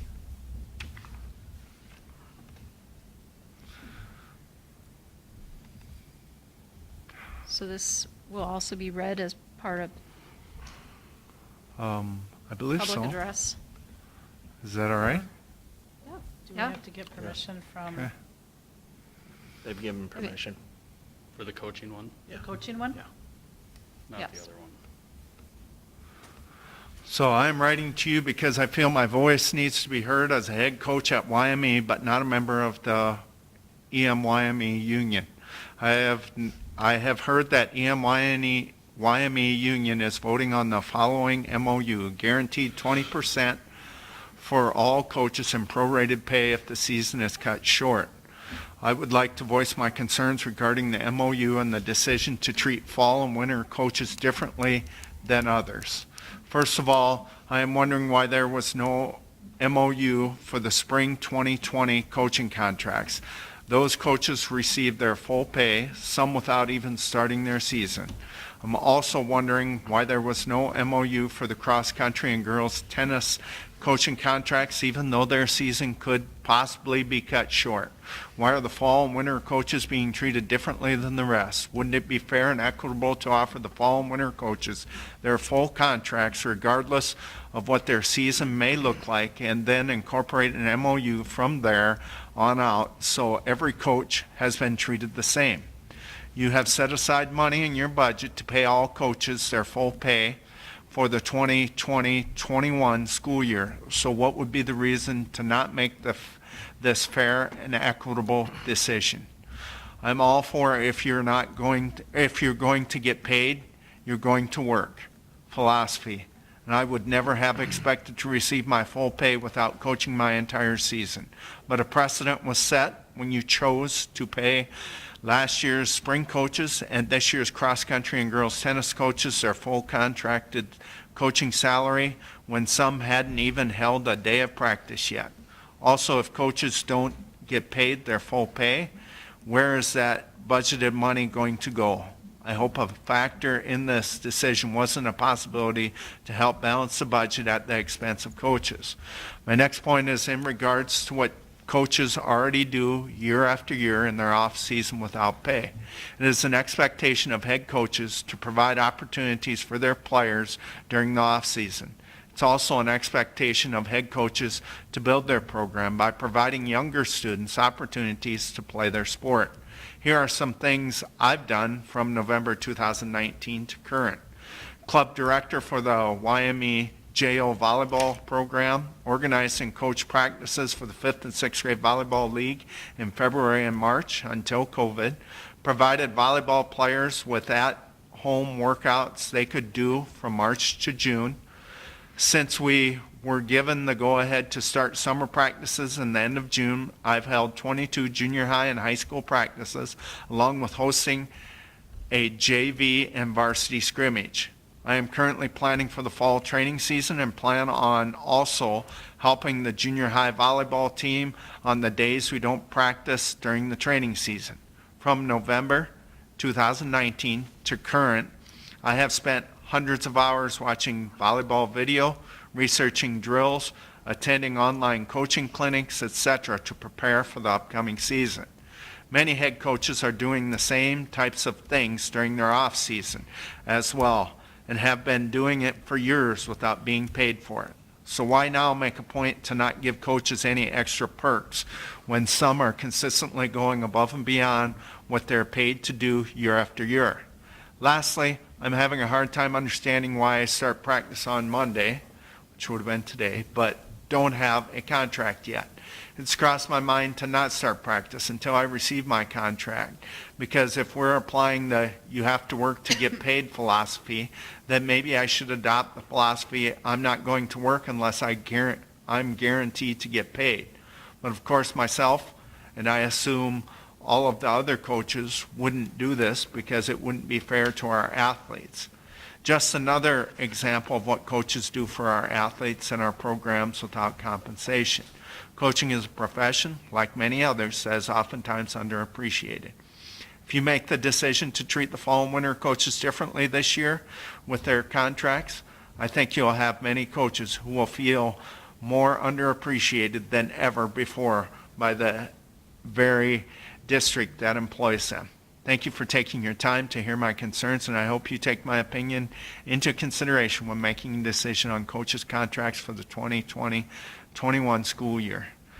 This is from Alyssa Johnson, our head volleyball coach. I think goes without saying that is where some coaches are at. I think she shares some of their opinions too. So.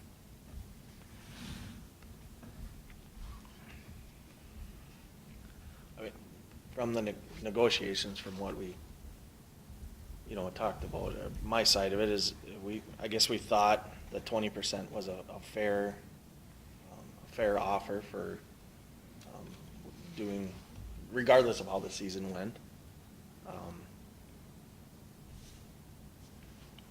As a coach myself, I still think that's fair, and I still believe that most coaches aren't in this for the money anyways. At the same time, she's got a point, and many of them do, that they put in a lot of time.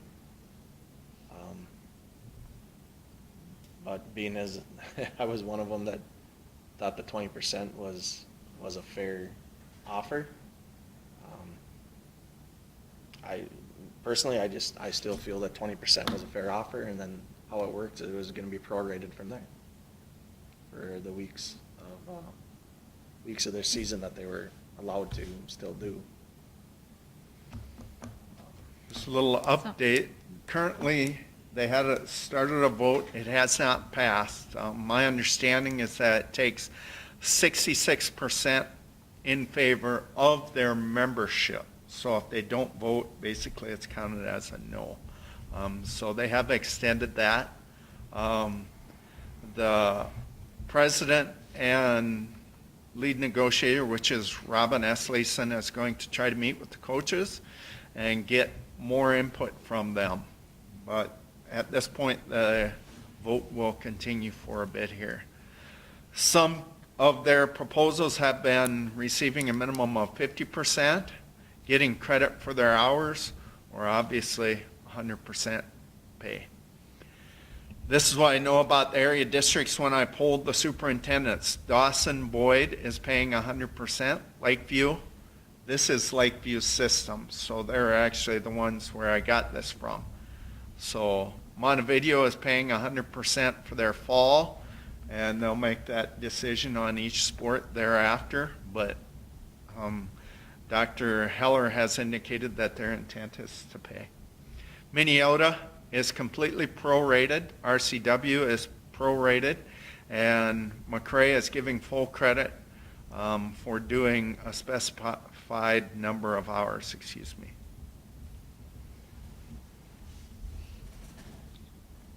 Thoughts? Do you know what all those schools did last spring? If I remember right, just about all the schools paid 100%. No, I don't remember off the top of my head what they all did. Anybody else? Well, I think they did, and I think we did too. Right. Because I think that's one point that Alyssa makes, is that, well, why did you pay them for the spring? And I remember it being that those contracts were already signed. Yeah. We Part thought- of it We was were they were obligated. due out too. They were due out to everyone. And that's Yep. part of the reason why we decided what we did with our tennis and cross country, is those seasons were due to start. Yeah. And, yeah, I see both sides of it. Like Jeremy said, I do believe they're an underpaid portion of our staff. They're, a good head coach is working for about 50 cents an hour.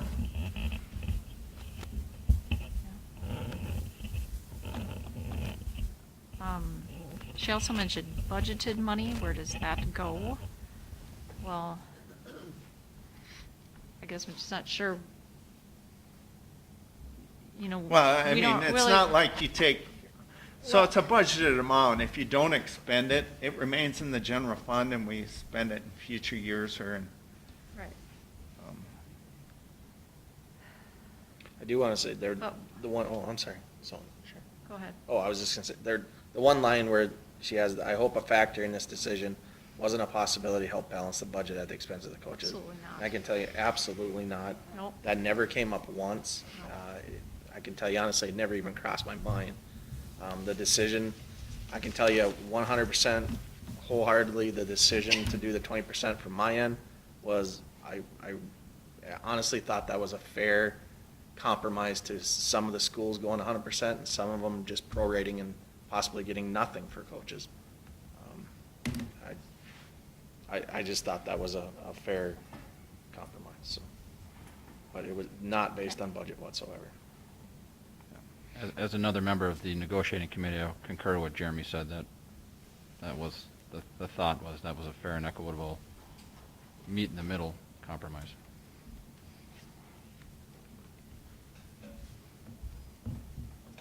Yeah, I certainly appreciate all the coaches and what they do. Yeah, And, absolutely. from what she listed here, I'm sure she's not alone in how much extra time she spends outside of the season. Certainly. But they haven't Okay. officially countered anything, correct? Correct. so. When I hear more, I'll contact the negotiators but, yeah. Okay, any other discussion on that? We can't really do anything right now, correct? Until they sign Or counter. or counter. Yeah, I think so. Okay. Okay, item number 12, correspondence. I didn't see any correspondence on board book. So we've got upcoming events, early out for staff development, September 16th. Early out time is 2:30. Early out for staff development, September 30th at 2:30 p.m. Finance Committee meeting, October 5th at 5:30 p.m. via Zoom. Early out for staff development, October 7th at 2:30. Our next board meeting will be October 19th in the Little Theater, 6 p.m. No school staff development on October 14th. No school for EM break, October 15th and 16th. Early out for staff development, October 21st, and I'm assuming that's also 2:30? It's Yes. early out, okay? Yep. Is everybody okay with continuing the way we're doing board meetings, or any concerns? I'm okay with this. I think we're spread Okay. out far enough. Keep our masks on as best we can, and Denise will let us know if she can't hear us. Okay. Okay, is there anything else?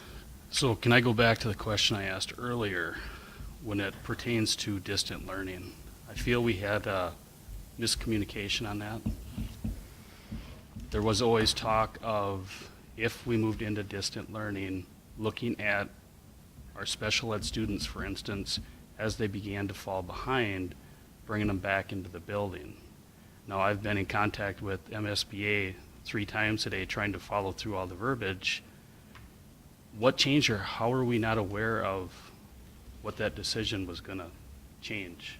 It was just, Was I it, don't has it know. always been there?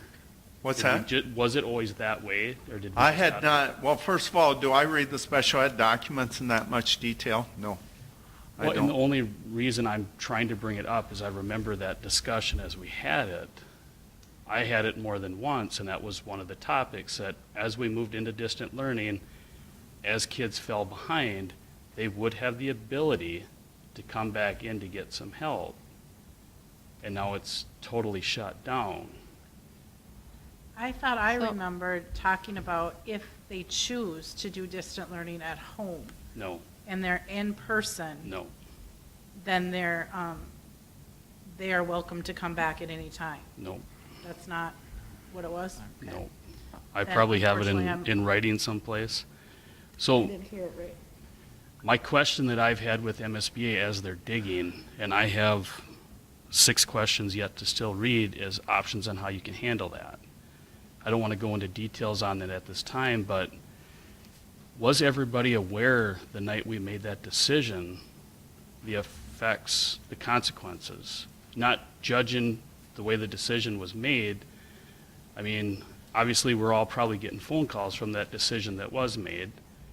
And I'm not saying I agree, I'm not saying I disagree, but with nieces and nephews going to Canby and looking at what's going on, I'm very confused. I talked to Marshall, and the explanation I got there was, you know, as you looked at the numbers going up, you were supposed to evaluate, you know, as there were spikes, where are you at in the school also?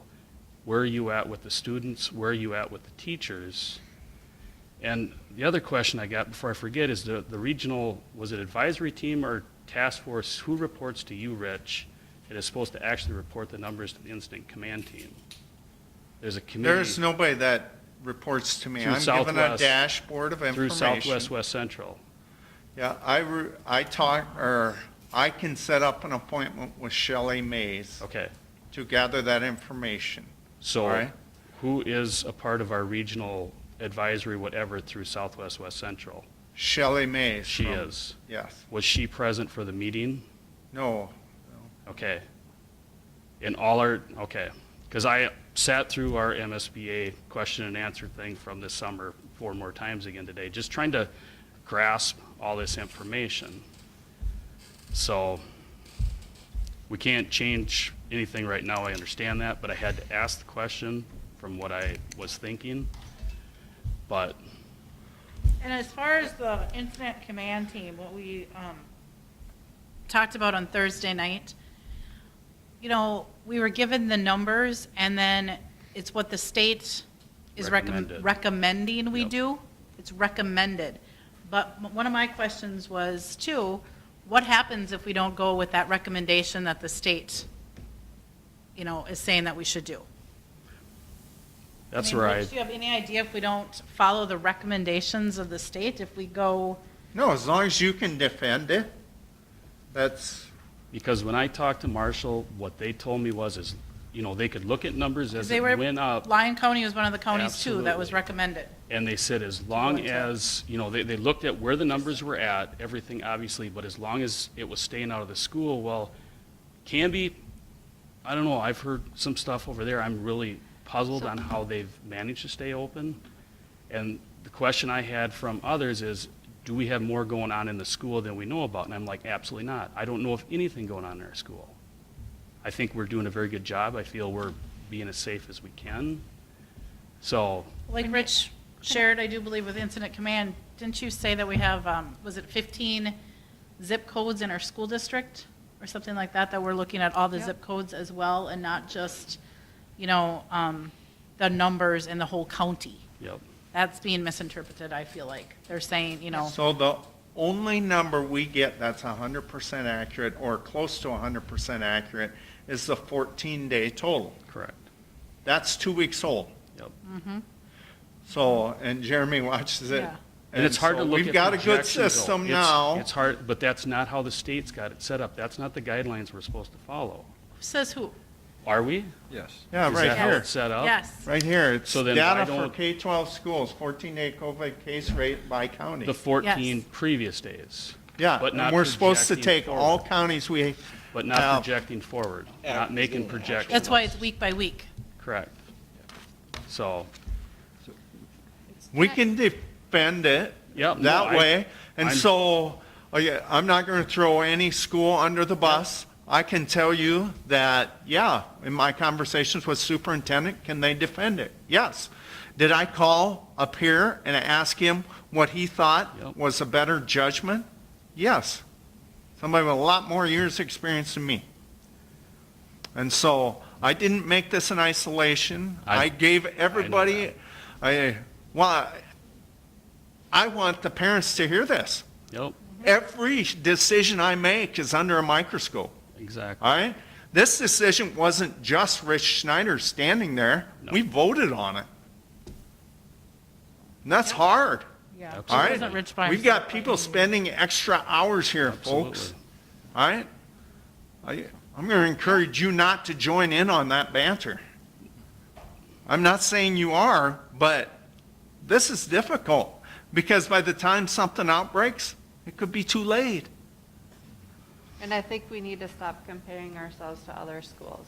I agree. We're our own And- school, I our would- own Yeah. location. I would agree with that, except we made a decision partially based off of what was going on down in Canby. No, we Because- didn't. No. No, we Because they were a didn't. part of our district. No, we didn't. Their Because numbers he are showed part us of our Clarkfield, district, he are they showed us not, Rich? Granite Falls. There's They're an not part increase in of it. Granite Falls, there's an increase in Clarkfield. Did the Canby numbers have an effect on our yellow They medicine? sure do. They sure Yeah. do. They do. But They sure he do. divided it by Not the zip school code and district. divided by towns.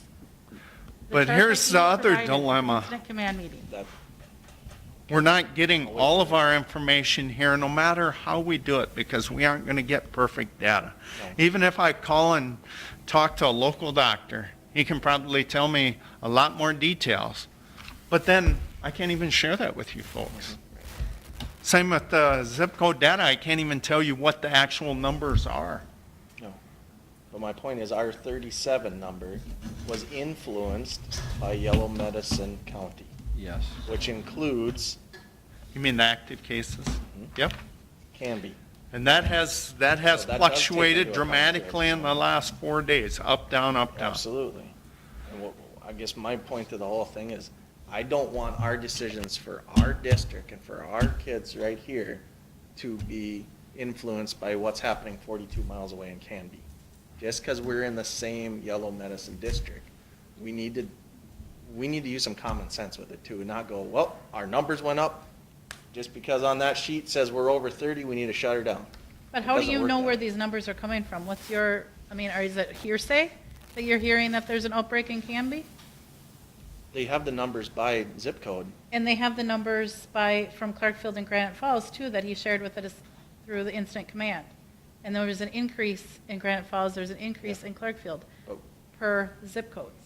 that And night, Canby, I Thursday agree, night, Canby, Great.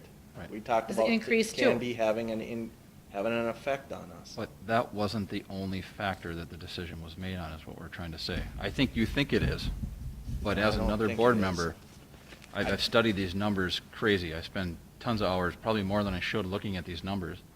And that, part of that number 37 isn't just Canby. It is No, Granite it's Falls, not. Clarkfield, It is. Hanley Falls. Agreed.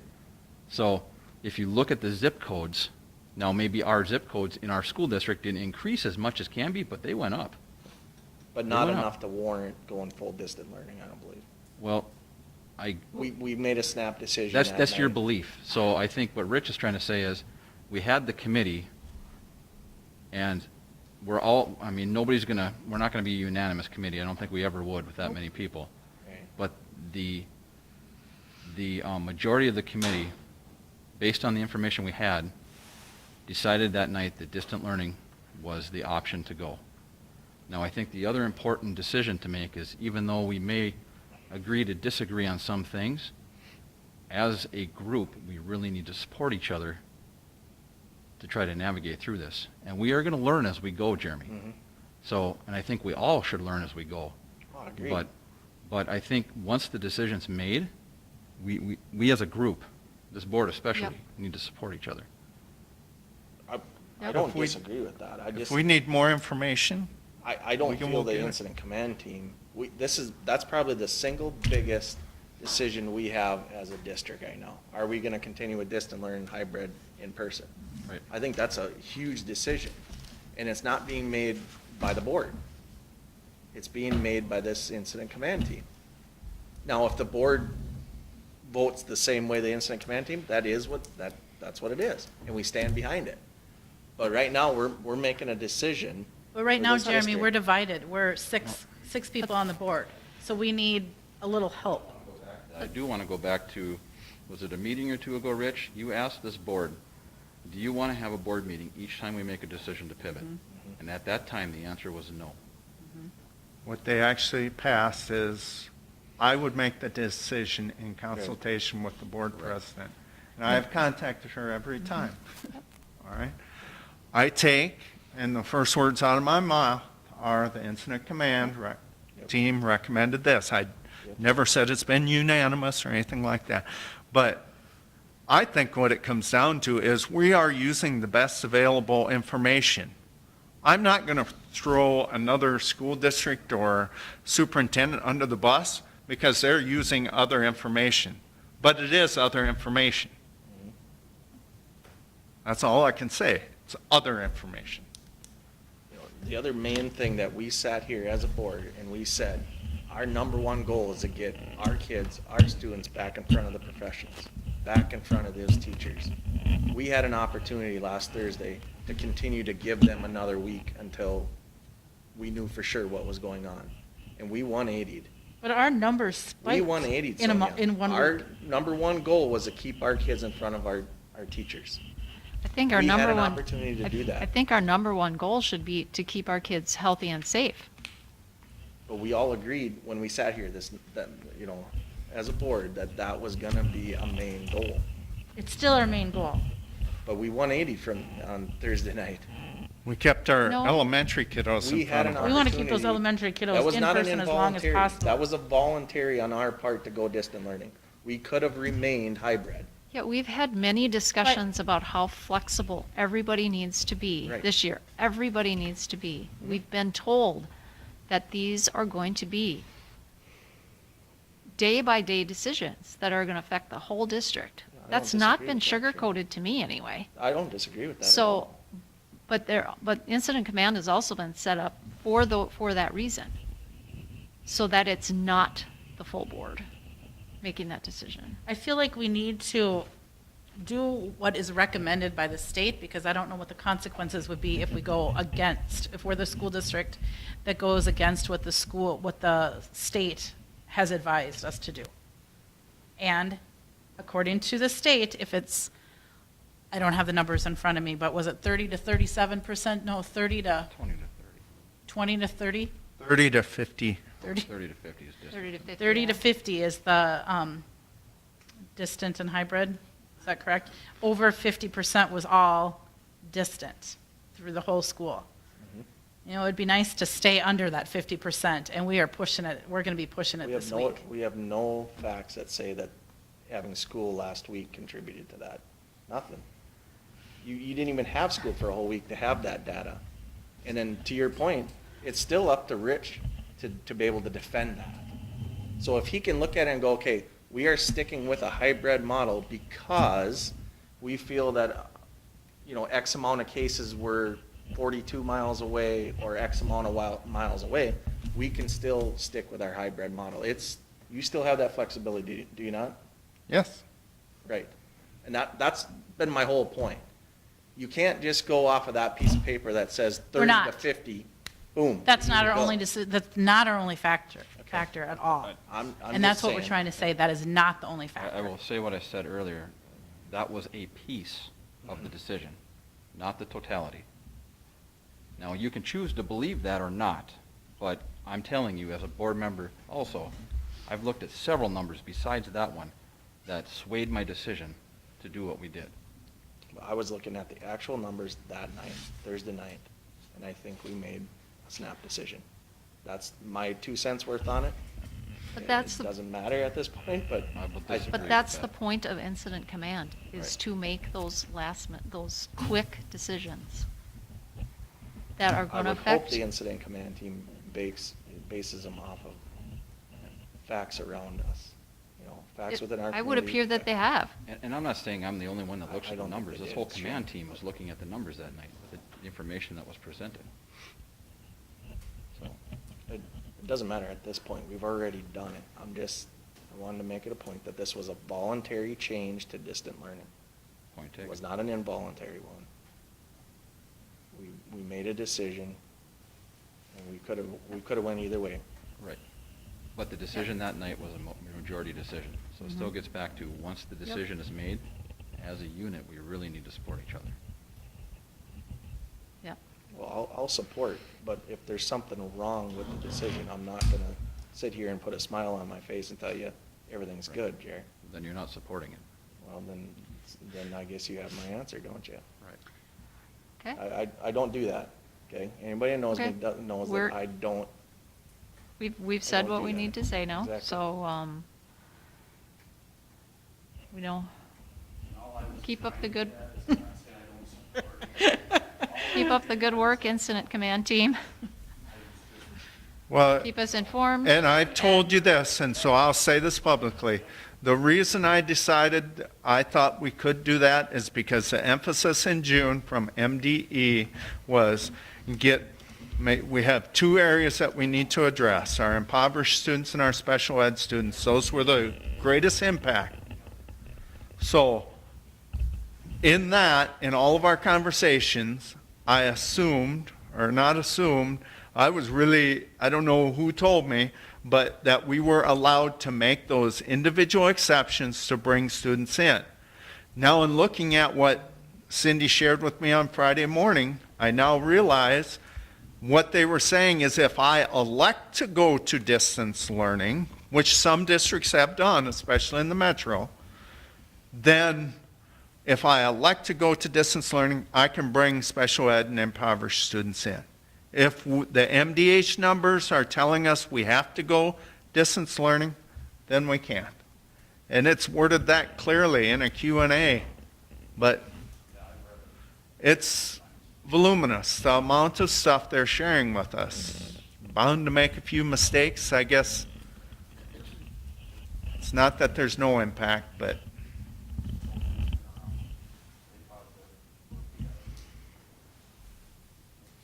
I'm so glad I work with a very passionate group, and I appreciate all your work. Appreciate all your decisions and discussion. I will leave my comments at that, so if there's nothing else. I will call the meeting adjourned. Thank you.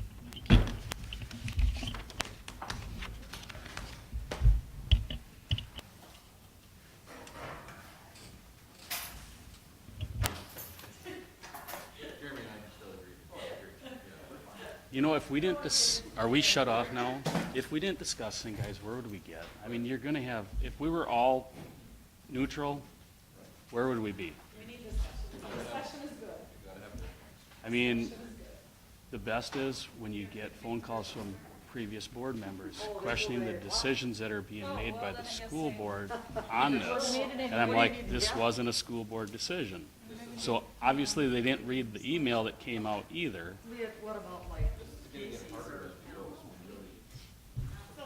I'm on the optimistic. I'm trying to ride that optimistic train. I don't know either.